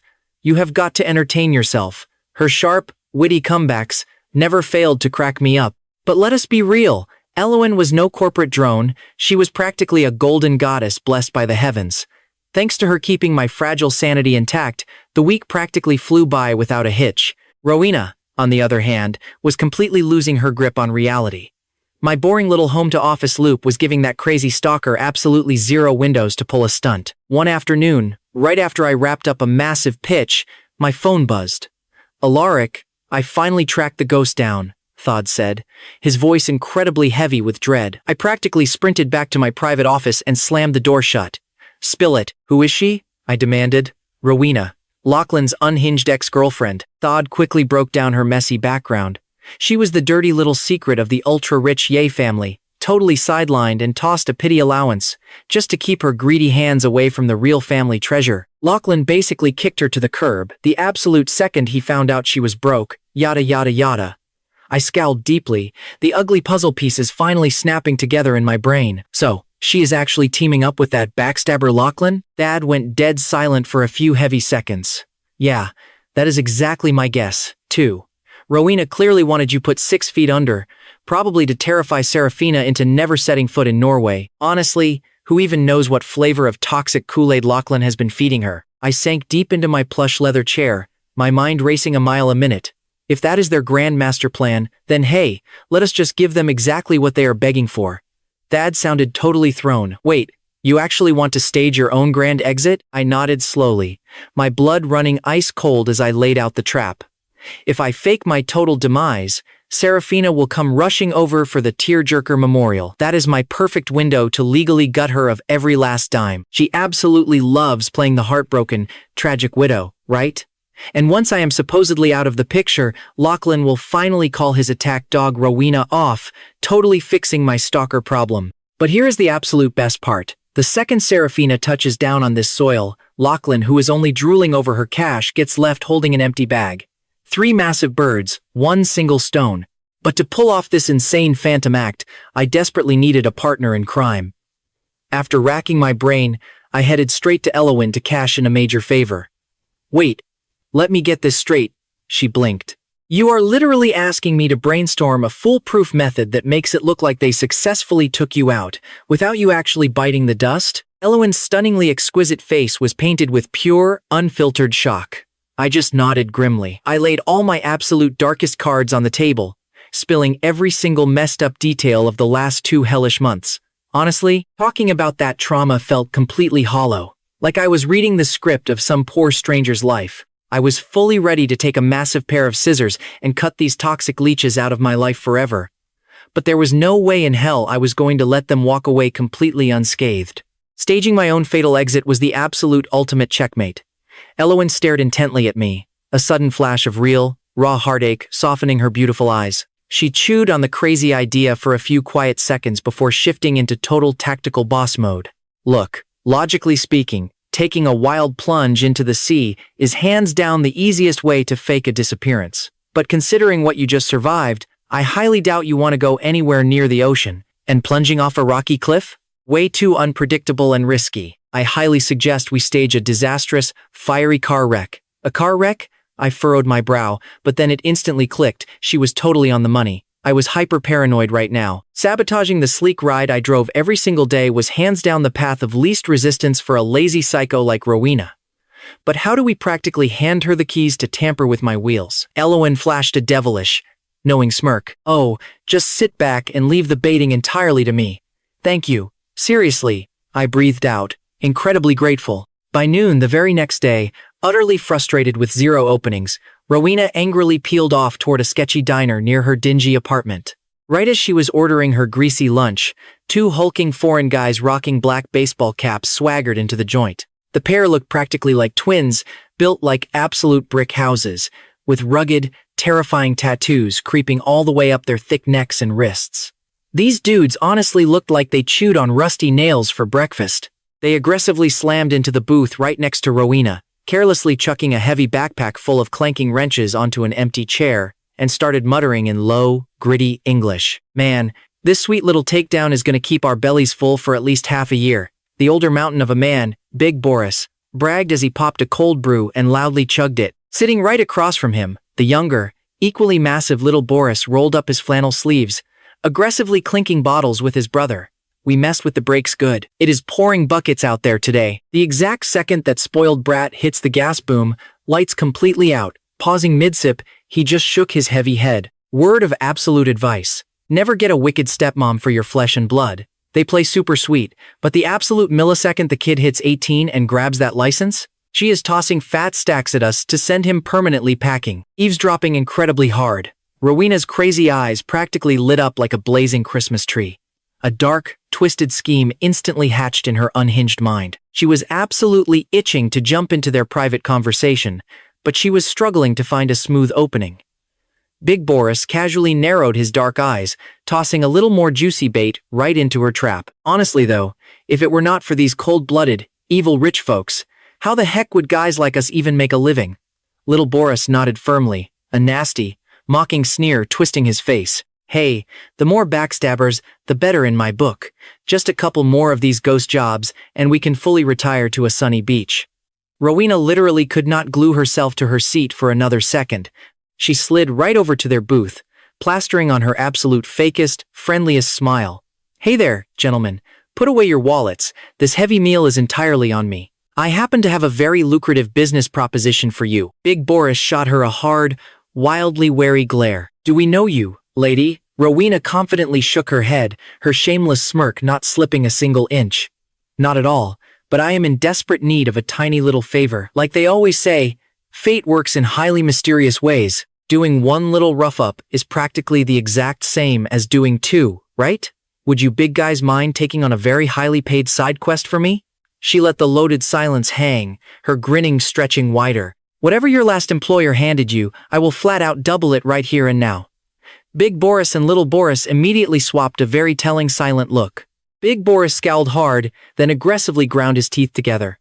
Fine. Cash is cash. A job is a job. Rowena let out a massive, ugly sigh of relief. She happily clinked her cheap beer with theirs and spent a solid 30 minutes completely buttering them up. She slid a glossy photo of my face across the sticky table and eventually strutted out, looking absolutely thrilled. The very absolute second the diner door swung shut behind her, Big Boris marched straight outside, hopped into his running truck, and immediately dialed Elowen. Hey boss, the desperate fish totally took the bait. Back in her plush corner office, Elowen lazily twirled a fancy pen between her fingers. Spill it. What were her exact words? Big Boris rattled off the villainous game plan. She wants us waiting in the wings for the very next nasty rainstorm. Then we ghost into Mr. Shu's private corporate garage and totally shred the brakes on his ride. She made it crystal clear we have to ensure he never walks away from this. If we actually pull it off, She is promising a wire transfer of 500,000 in cold hard cash. Elowen abruptly stopped spinning her pen, her beautiful, composed features freezing over into absolute ice. Wow. How insanely generous of the little rat. Big Boris could feel the sheer, terrifying frost radiating through the phone line and totally stiffened up. The boss almost never let her mask slip, but this time, her quiet fury was burning right through. So, how exactly should we proceed on our end? Elowen tapped her mahogany desk, thinking for a split second. Just put on a really convincing show. Give the car some highly visible but very minor tweaks. Leave all the heavy lifting entirely to me. She was already masterminding a plan to sneak a professional stunt double behind my wheel to orchestrate the ultimate devastating wreck. Loud and clear, boss. 5 agonizing days later, the skies over Norway absolutely opened up and poured. That gloomy morning, I confidently rolled my sleek ride right into the company's underground parking deck, playing my part to total perfection. After sliding into my VIP spot, I calmly strolled straight toward the elevator banks. Hidden deep in a parked sedan just a few rows over, Rowena stared daggers directly into my back and frantically hit speed dial for Big Boris. The absolute second this morning rush completely dies down. You strike. You got it, Miss Ye. Seizing the absolutely ghost town vibe of the dark garage right at noon, Big and Little Boris crept in. Decked out like a pair of absolute low-rent ninjas in black masks and caps, they aggressively popped my hood, clanked some shiny tools around to make it look legit, and seamlessly vanished back into the shadows. Once they were safely cruising down the open highway, Big Boris shot Rowena a quick text. The trap is fully set. Rowena practically vibrated with evil, greedy glee. Your upfront deposit is officially wired. If you manage to completely wipe him out on the very first try, that fat 500,000 bonus is all yours. As the long workday finally wrapped, cars slowly trickled out of the dim garage. Rowena stayed crouched in the dark, sweating it out, until exactly 7:30 in the evening, when I finally swaggered back to my parking spot. I casually slid into the driver's seat, cranked the roaring engine, and peeled out into the raging storm. Like a desperate, hungry shadow, Rowena aggressively tailed me right out of the gates. Settled deep into the slick leather driver's seat, I shot a sharp, calculating glance into the rearview mirror. As soon as I hit that desolate, rain-slicked downhill stretch, I forcefully cranked the steering wheel like an absolute madman. The heavy luxury car completely lost its grip, violently spinning out into 3 massive full 360s before absolutely obliterating a massive oak tree at bone-crushing speed. In the mere blink of an eye, the mangled front end erupted into a massive, blinding fireball. Rowena flashed a deeply satisfied smirk. She snapped a quick picture on her phone and casually drove off. Half an hour later, my parents rushed into the hospital, playing the part of utterly devastated mourners to absolute perfection, and released an official obituary. The obituary read, "It is with profound sorrow that we announce the passing of our beloved son, Alaric Shu. Despite emergency rescue efforts following a tragic car accident, he left us forever at 27 years old on December 20th, 2024. At 27, he was a loving, kind soul with an absolute passion for life. His laughter and endless love will forever remain in our shattered hearts. May our precious son rest in peace in heaven. If there is a next life, we can only hope to be family again." The release of this heart-wrenching obituary sent massive shockwaves absolutely everywhere. Over in the city villa, Lachlan stared at the screenshot Rowena just texted him. He paced the living room in an ecstatic, twisted frenzy. He laughed like an absolute maniac, muttering to himself, "Yes, I finally got rid of this massive stumbling block. Alaric, oh, Alaric, don't you dare blame me.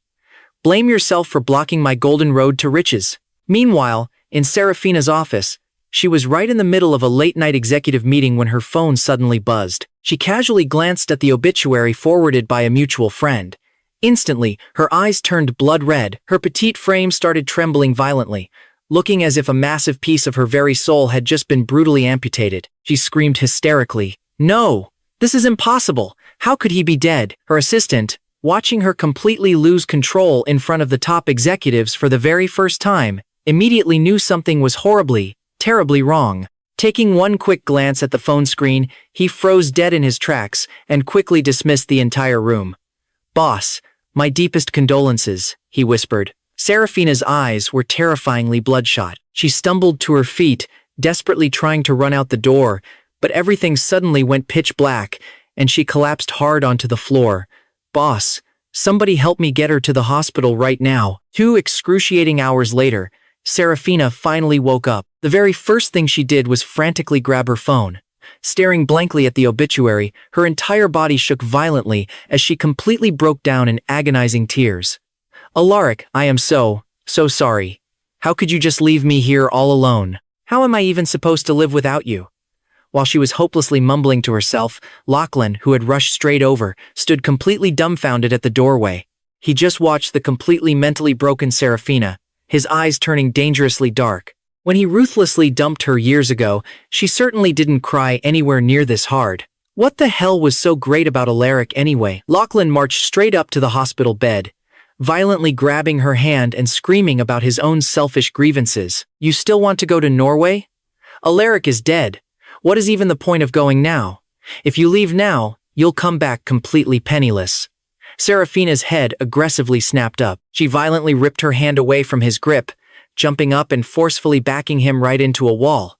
Lachlan was genuinely terrified by the absolutely lethal glare burning in her eyes. She balled her fists tightly and relentlessly hammered them into his chest. "If you hadn't stopped me, if you hadn't kept me from finding him, we would have already made up. He never would have been in that awful car crash. You indirectly killed him. Lachlan, listen to me. I am completely unstable right now. Once I give birth to this child, I swear I will torture you to death." Her voice was laced with pure, unadulterated venom. Lachlan trembled like a leaf in the wind, not daring to utter a single word. When she finally let him go and stormed out of the room, he completely collapsed onto the cold floor, sheer panic and deep hatred filling his eyes. It was all gone. Absolutely everything. He had calculated absolutely everything, but completely failed to predict that Seraphina would still choose to fly to Norway, even fully knowing she'd lose all her precious money. Once she landed, that ironclad agreement triggered. What use was a broke woman to him now? Well then, he just had to get right back together with Rowena. Even as an illegitimate child, she was a million times better than a fully bankrupt Seraphina. He immediately called Rowena, laying on the charm. "Hey baby, when are you coming back? I'll personally cook a romantic dinner for you." The very next afternoon at my funeral, the sky was a depressing gray, with a cold, light drizzle falling down. My parents walked in solemnly, carrying my memorial portrait. So many people came to mourn. Suddenly, Seraphina rushed in wearing absolutely zero makeup. Her face was so terribly haggard, she honestly looked like she had aged 10 years just overnight. She stumbled weakly into the mourning hall, dropping straight to her knees right in front of my shrine, and kowtowed 3 deep times. "I am so sorry, hubby. I'm too late." Saying this, she viciously slapped herself across the face several times, sobbing uncontrollably. "I never should have humored Lachlan. I should have come straight to Norway immediately. Tell me, did it hurt, being hit by that awful car? You must have cried so hard from the pain. If only I was right by your side, I could have saved you. Hubby, please, just wake up. Please, just wake up and look at me." The surrounding mourners watched this pathetic scene in utter shock. Most of them already knew our dramatic history. The nasty rumors clearly said she loved her little side piece way more than her own husband. But seeing this absolute breakdown, those rumors suddenly seemed completely false.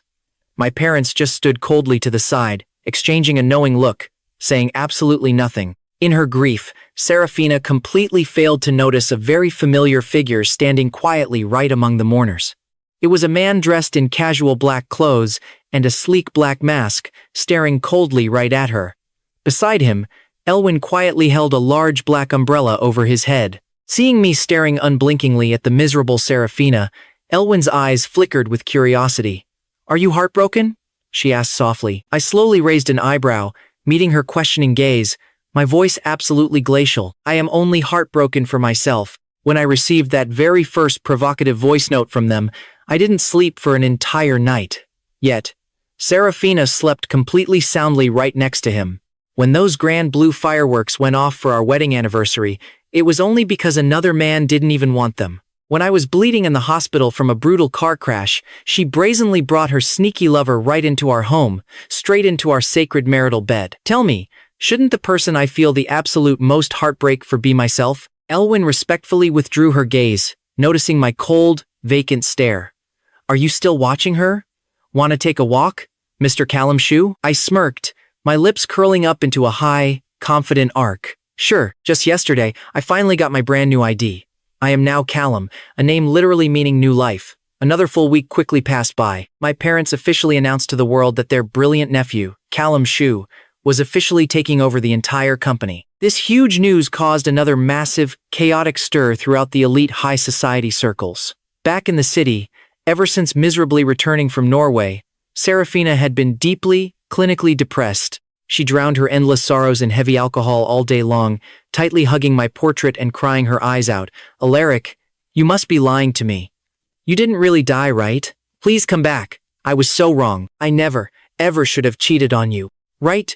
During her pathetic days of absolute breakdown, lawyer Sterling took that ironclad agreement she signed 5 years ago and completely finalized the asset transfer.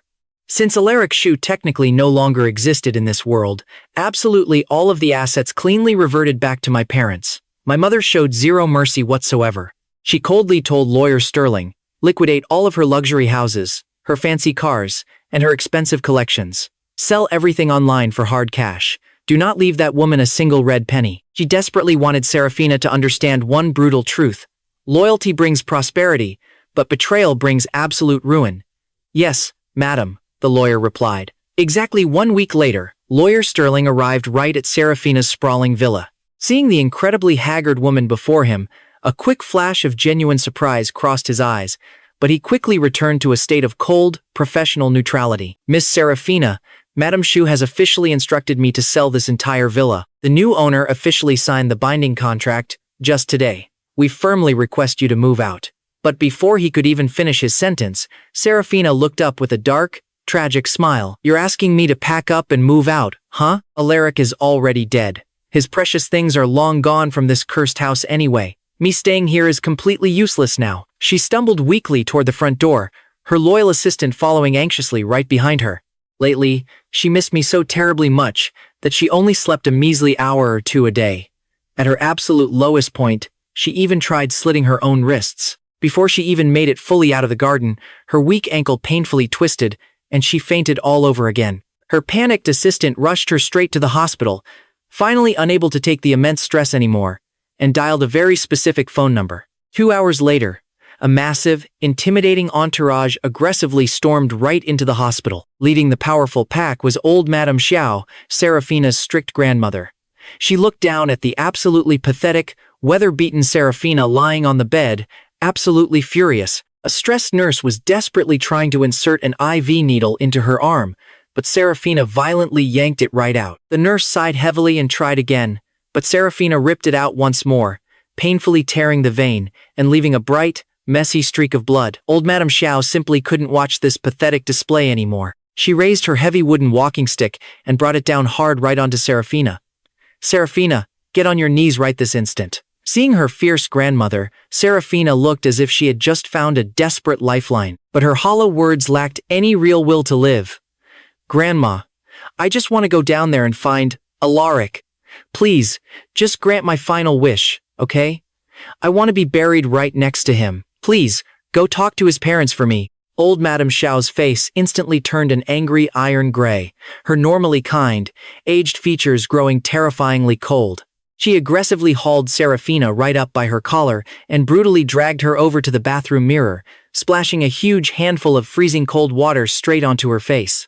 "Look at yourself. What on earth have you become? Out of all the privileged granddaughters in the entire Xiao family, you are by far the most absolutely pathetic." Seraphina stiffly raised her heavy head.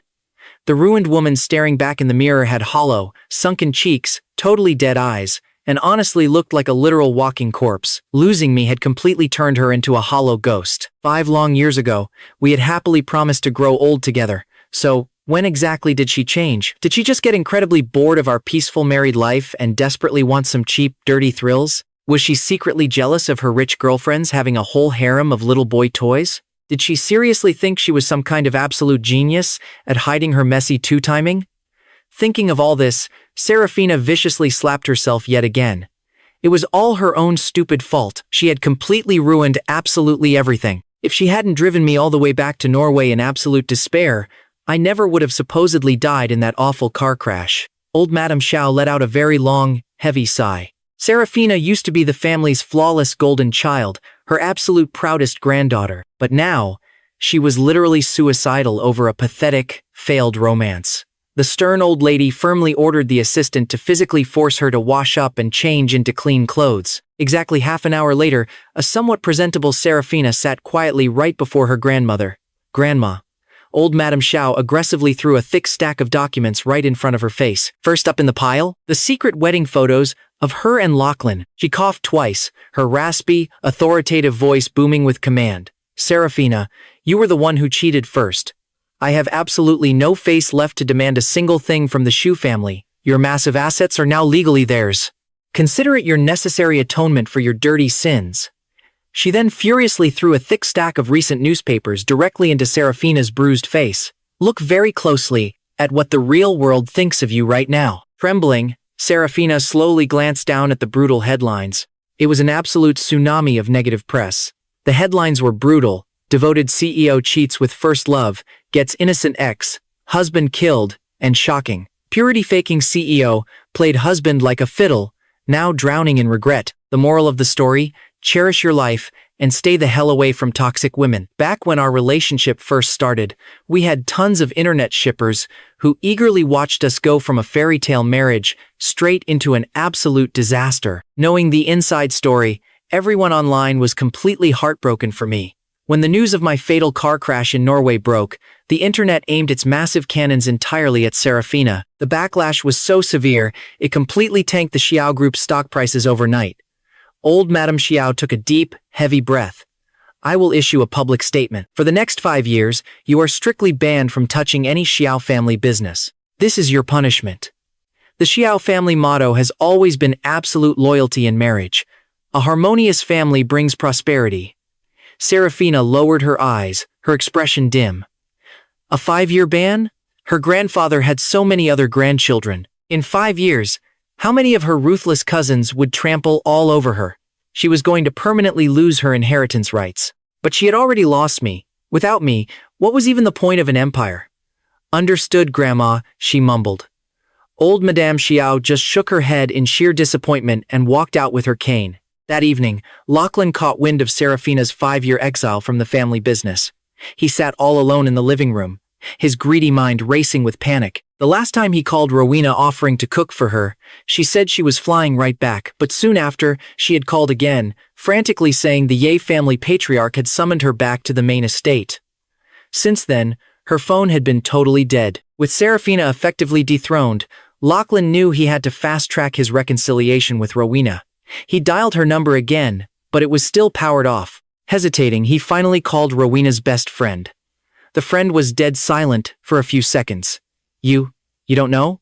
Rowena died in a car crash. She's dead. Lachlan's eyes bulged in pure disbelief. He had absolutely no idea that Rowena had died on the exact same day as my funeral. You see, on the day of my death, I immediately contacted the Ye family patriarch, sending him all the security footage of Rowena actively trying to murder me. The old man had remained completely silent, eventually apologizing on her behalf and asking what kind of compensation I wanted. I didn't want a single dime. I just wanted justice, and for him to keep my survival a strict secret. That very night, Rowena was summoned back. The next day, the day of my funeral, the patriarch enacted their ruthless family law. He whipped her over 100 times, ordering her to turn herself in to the police the very next morning. But Rowena stubbornly refused to admit fault, blaming everything on being born an illegitimate child. In the middle of the night, she climbed the wall to escape the estate. The patriarch sent his bodyguards to chase her down. It was pouring rain. Rowena's car hydroplaned, lost control, and violently crashed, killing her instantly. Back in the empty living room, Lachlan's face went chalk white. After agonizing over his extremely limited options, he decided to just keep clinging to Seraphina's coattails. His reputation was completely ruined. Aside from Rowena, no rich heiress would even touch him with a 10-foot pole. And even though Seraphina was exiled, a starving camel is still bigger than a horse. If he just sucked it up and endured the humiliation for 5 years, she could eventually rise again. That night, Lachlan bribed Seraphina's attending doctor. He had the corrupt doctor slip an extra pill into her daily medication, one that would induce bleeding. The next morning, right after taking her meds, Seraphina cramped up in sheer agony, her face turning deathly pale. Feeling a sudden warmth between her legs, she frantically mashed the emergency call button. "Doctor, please, save my baby," she screamed. The doctors rushed her straight into surgery.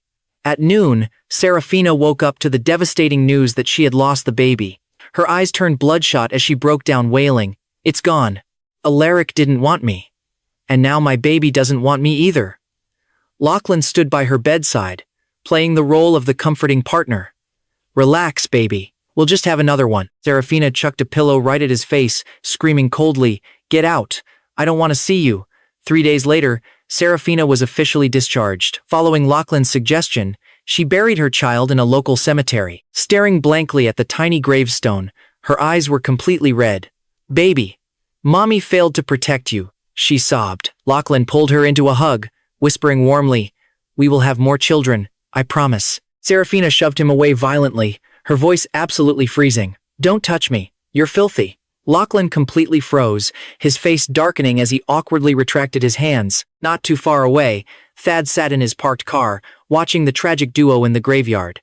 He called me on a burner. "I printed out Seraphina's real medical reports just like you asked. Someone is about to hand them to her right now. Let's see if she regrets everything now," I replied. Suddenly, a cemetery staff member walked right up to Lachlan. "Mr. Lachlan? We need you to register some quick information over here." Lachlan nodded and followed the man. The very second he walked away, a female staff member approached Seraphina, holding 3 photocopied sheets of paper. From a distance, Lachlan suddenly noticed someone approaching Seraphina with documents in hand. Major alarm bells rang in his head, and he instantly sprinted back. But it was too late. Seraphina had already confusingly picked up the medical report. Name, Seraphina. Diagnosis, female infertility. Seraphina's pupils dilated violently, her grip on the paper tightening so hard, her knuckles turned stark white. Her face completely drained of all color, making her look like a literal walking corpse. With fiercely trembling hands, she looked at the second sheet. Pregnancy test result, negative. The third sheet was a printed screenshot of Lachlan secretly wiring money to the corrupt doctor who performed her checkup. Seraphina finished reading, her face hardening into solid iron. She glared dead at Lachlan, her body exuding a terrifying, murderous aura. She looked ready to swallow him alive. "I was never pregnant. You completely lied to me." Lachlan's face turned absolutely ashen. He pathetically tried to lie his way out of it. "It's a setup. Someone is trying to frame me. You really were pregnant in the beginning." He grabbed her arm, desperately begging, "Please, don't trust these fake reports." Seraphina coldly ripped her arm away from him and dialed Dr. Vance. Dr. Vance was the doctor who did our fertility test 3 years ago. Over the phone, Dr. Vance hesitated for a few tense seconds. "CEO Seraphina, when the results came out back then, your husband begged me to hide your infertility. He said it deeply concerned your dignity and your career. He practically begged me to alter the medical records to show that he was the one with the physical issues." Pausing, Dr. Vance softly added, "Sir truly loved you very much." Dr. Vance's crushing words pierced Seraphina's ears, acting like millions of microscopic needles driving straight into her shattered heart. The pain was so unimaginably agonizing, she couldn't even breathe. Suddenly, remembering Thad's cryptic words from before, Seraphina threw her head back and burst into a hysterical, completely broken laugh. "So my Alaric really loved me this much. To protect her pride and her bright future, he willingly wore the humiliating crown of infertility. I deserved to die," she thought. She had taken a man who loved her this deeply, this purely, and shoved him straight into an early grave. Clutching those damning medical reports, Seraphina suffered a complete psychotic break, wailing uncontrollably into the open air. Seeing her dark, violently manic state, Lachlan tried to quietly slink away. But before he could even take 3 steps, Seraphina lunged like a wild animal and grabbed him. She ordered her massive bodyguards to pin Lachlan straight to the dirt. Seraphina raised her foot, stomping viciously down on Lachlan. Her voice was totally guttural, sounding exactly like a demon crawling out of hell. "Was deceiving me fun, Lachlan? If you hadn't seduced me, if you hadn't stopped me from going to Norway, how could he have died? Tell me, should I personally end your pathetic life right now so you can apologize to Alaric in hell with every single breath?" She brutally stomped on his head. After several sickening stomps, it still wasn't nearly enough. She grabbed a gravedigger's heavy iron shovel nearby and swung it full force right at Lachlan's skull. When Lachlan looked up, a massive, bloody gash had been smashed into his forehead. Blood poured down his face, making him look absolutely horrific. Filled with resentful rage, he screamed back, "If you weren't a barren freak, Would I have even had to fake it? What's so damn great about Alaric anyway? He wanted to go to Norway, so let him go. Why make such a huge scene before dying? He was just trying to ruin me. He deserved to die. Rowena didn't kill him fast enough. Realizing he just let that slip, Lachlan instantly clamped his mouth shut in terror. Seraphina's eyes literally turned into empty black holes. She stared down at him, viciously enunciating every single word. You told Rowena to kill Alaric? Lachlan frantically shook his head. No, I didn't. Before he could even finish the last word, Seraphina raised the heavy iron shovel and smashed it directly into his mouth. The brutal strike completely destroyed his face, sending shattered teeth and blood flying everywhere. Seraphina had completely lost her mind, relentlessly raining shovel strikes down on his head, his body, and his face. Minutes later, Lachlan completely collapsed unconscious and barely breathing. But Seraphina didn't stop swinging. The surrounding mourners watched her demonic, blood-soaked frenzy in absolute horror. Not a single person dared to intervene. It wasn't until the wailing police sirens and an ambulance finally arrived that she dropped the bloody shovel. By the time Lachlan was loaded into the ambulance, he was nothing but a pile of mangled meat. 3 days later, I attended a Shoe family corporate event under my brand new identity, Callum Shoe. I sported a slick, fresh hairstyle, wore sleek golden glasses, and kept a black mask on in public. I only revealed a pair of distant, icy cold eyes, making it entirely impossible for anyone to recognize my old self. Back in my office, I had barely even sat down when Thad called me. His tone was breezy and light, clearly bearing some very good news. Karma never misses, man. Lachlan got his sciatic nerve completely smashed to pieces by Seraphina. He's officially paralyzed, wheelchair-bound for the rest of his miserable life. Face is totally ruined, too. My hand on my computer mouse paused. I slowly lowered my eyes. And Seraphina? Is she going to prison? Thad shook his head, sighing through the phone. Nope. Old Madame Xiao wouldn't ever allow a family member to have a criminal record. She paid off Lachlan's parents with $3 million to settle it entirely out of court. Pausing, Thad chuckled and added, however, the old lady forcibly exiled Seraphina out of the country the day before yesterday. She's strictly banned from returning for 5 whole years. I heard that since arriving abroad, Seraphina has been acting like a literal lobotomy patient. She doesn't eat, she doesn't drink. She just wakes up every single day and only does one thing. He paints portraits of you. I lowered my eyes, my expression utterly dead inside. It was finally over. On the other end of the line, Thad stayed completely silent. He knew better than anyone the sheer, ruthless determination it took for me over these past few months. I had to brutally amputate a toxic 7-year relationship, coldly neutralizing every single person tied to that absolute mess. We chatted a bit longer before I finally hung up. Just then, Elowen knocked and strolled right in. She placed a box of insanely popular, hard-to-buy pineapple cakes right on my desk. Just bought them. Try one, she said casually. I stared at Elowen, a ghost of a memory flashing back. I remembered when Seraphina first chased after me. She used to eagerly buy those exact pineapple cakes just to win me over. I looked up at the warm, radiant woman, standing before me and frowned slightly. Elowen, I just ended a grueling 7-year relationship. I am physically and mentally exhausted. I need at least a 2-month buffer before I can even consider us. If I flirt with you right now, it is completely unfair to you. My deep voice rang out, exceptionally clear and steady in the quiet office. Elowen's pink lips curled into a gentle smirk, locking onto my gaze. No rush at all. I have plenty of time. It was hard enough finding a man she actually liked, so she could wait. She was more than willing to wait. I just stared at her, a strange, undeniable warmth rising in my dark eyes. After a long pause, I picked up a pineapple cake and took a small bite. 2 years later, inside a gorgeous church in Norway, a solemn, breathtaking wedding was underway. The warm sunlight cascaded onto the bride's flawless white dress and the groom's sharp black suit, bathing us both in a stunning golden halo. With eyes full of pure tenderness, I looked at the exquisitely beautiful woman standing right before me. Gripping the microphone tightly, Elowen delivered her heartfelt vows. Eric, my sweet hubby, you might not believe this at all, but exactly 3 years ago, I was a staunch opponent of marriage. But the very day your parents came to my office to invite me to dinner, I happened to see your mother's phone wallpaper. It was a picture of you. In that exact moment, it felt like a spark, literally tickled my heart. I only had one single thought racing through my mind. It is him. If it is him, then maybe marriage might actually be pretty great. Did you know that the night you finally agreed to date me, I was so insanely excited I couldn't even sleep? I secretly posted a status update. Something to do, someone to love, something to look forward to. When you proposed, the second you held up that ring, I thanked God for giving me such a perfect match.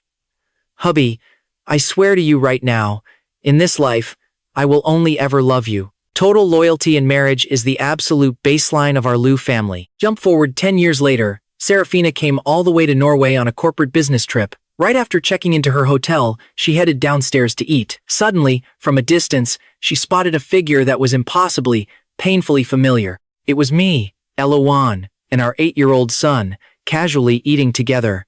The little boy looked about 70% exactly like me, and whenever he smiled, he was incredibly handsome.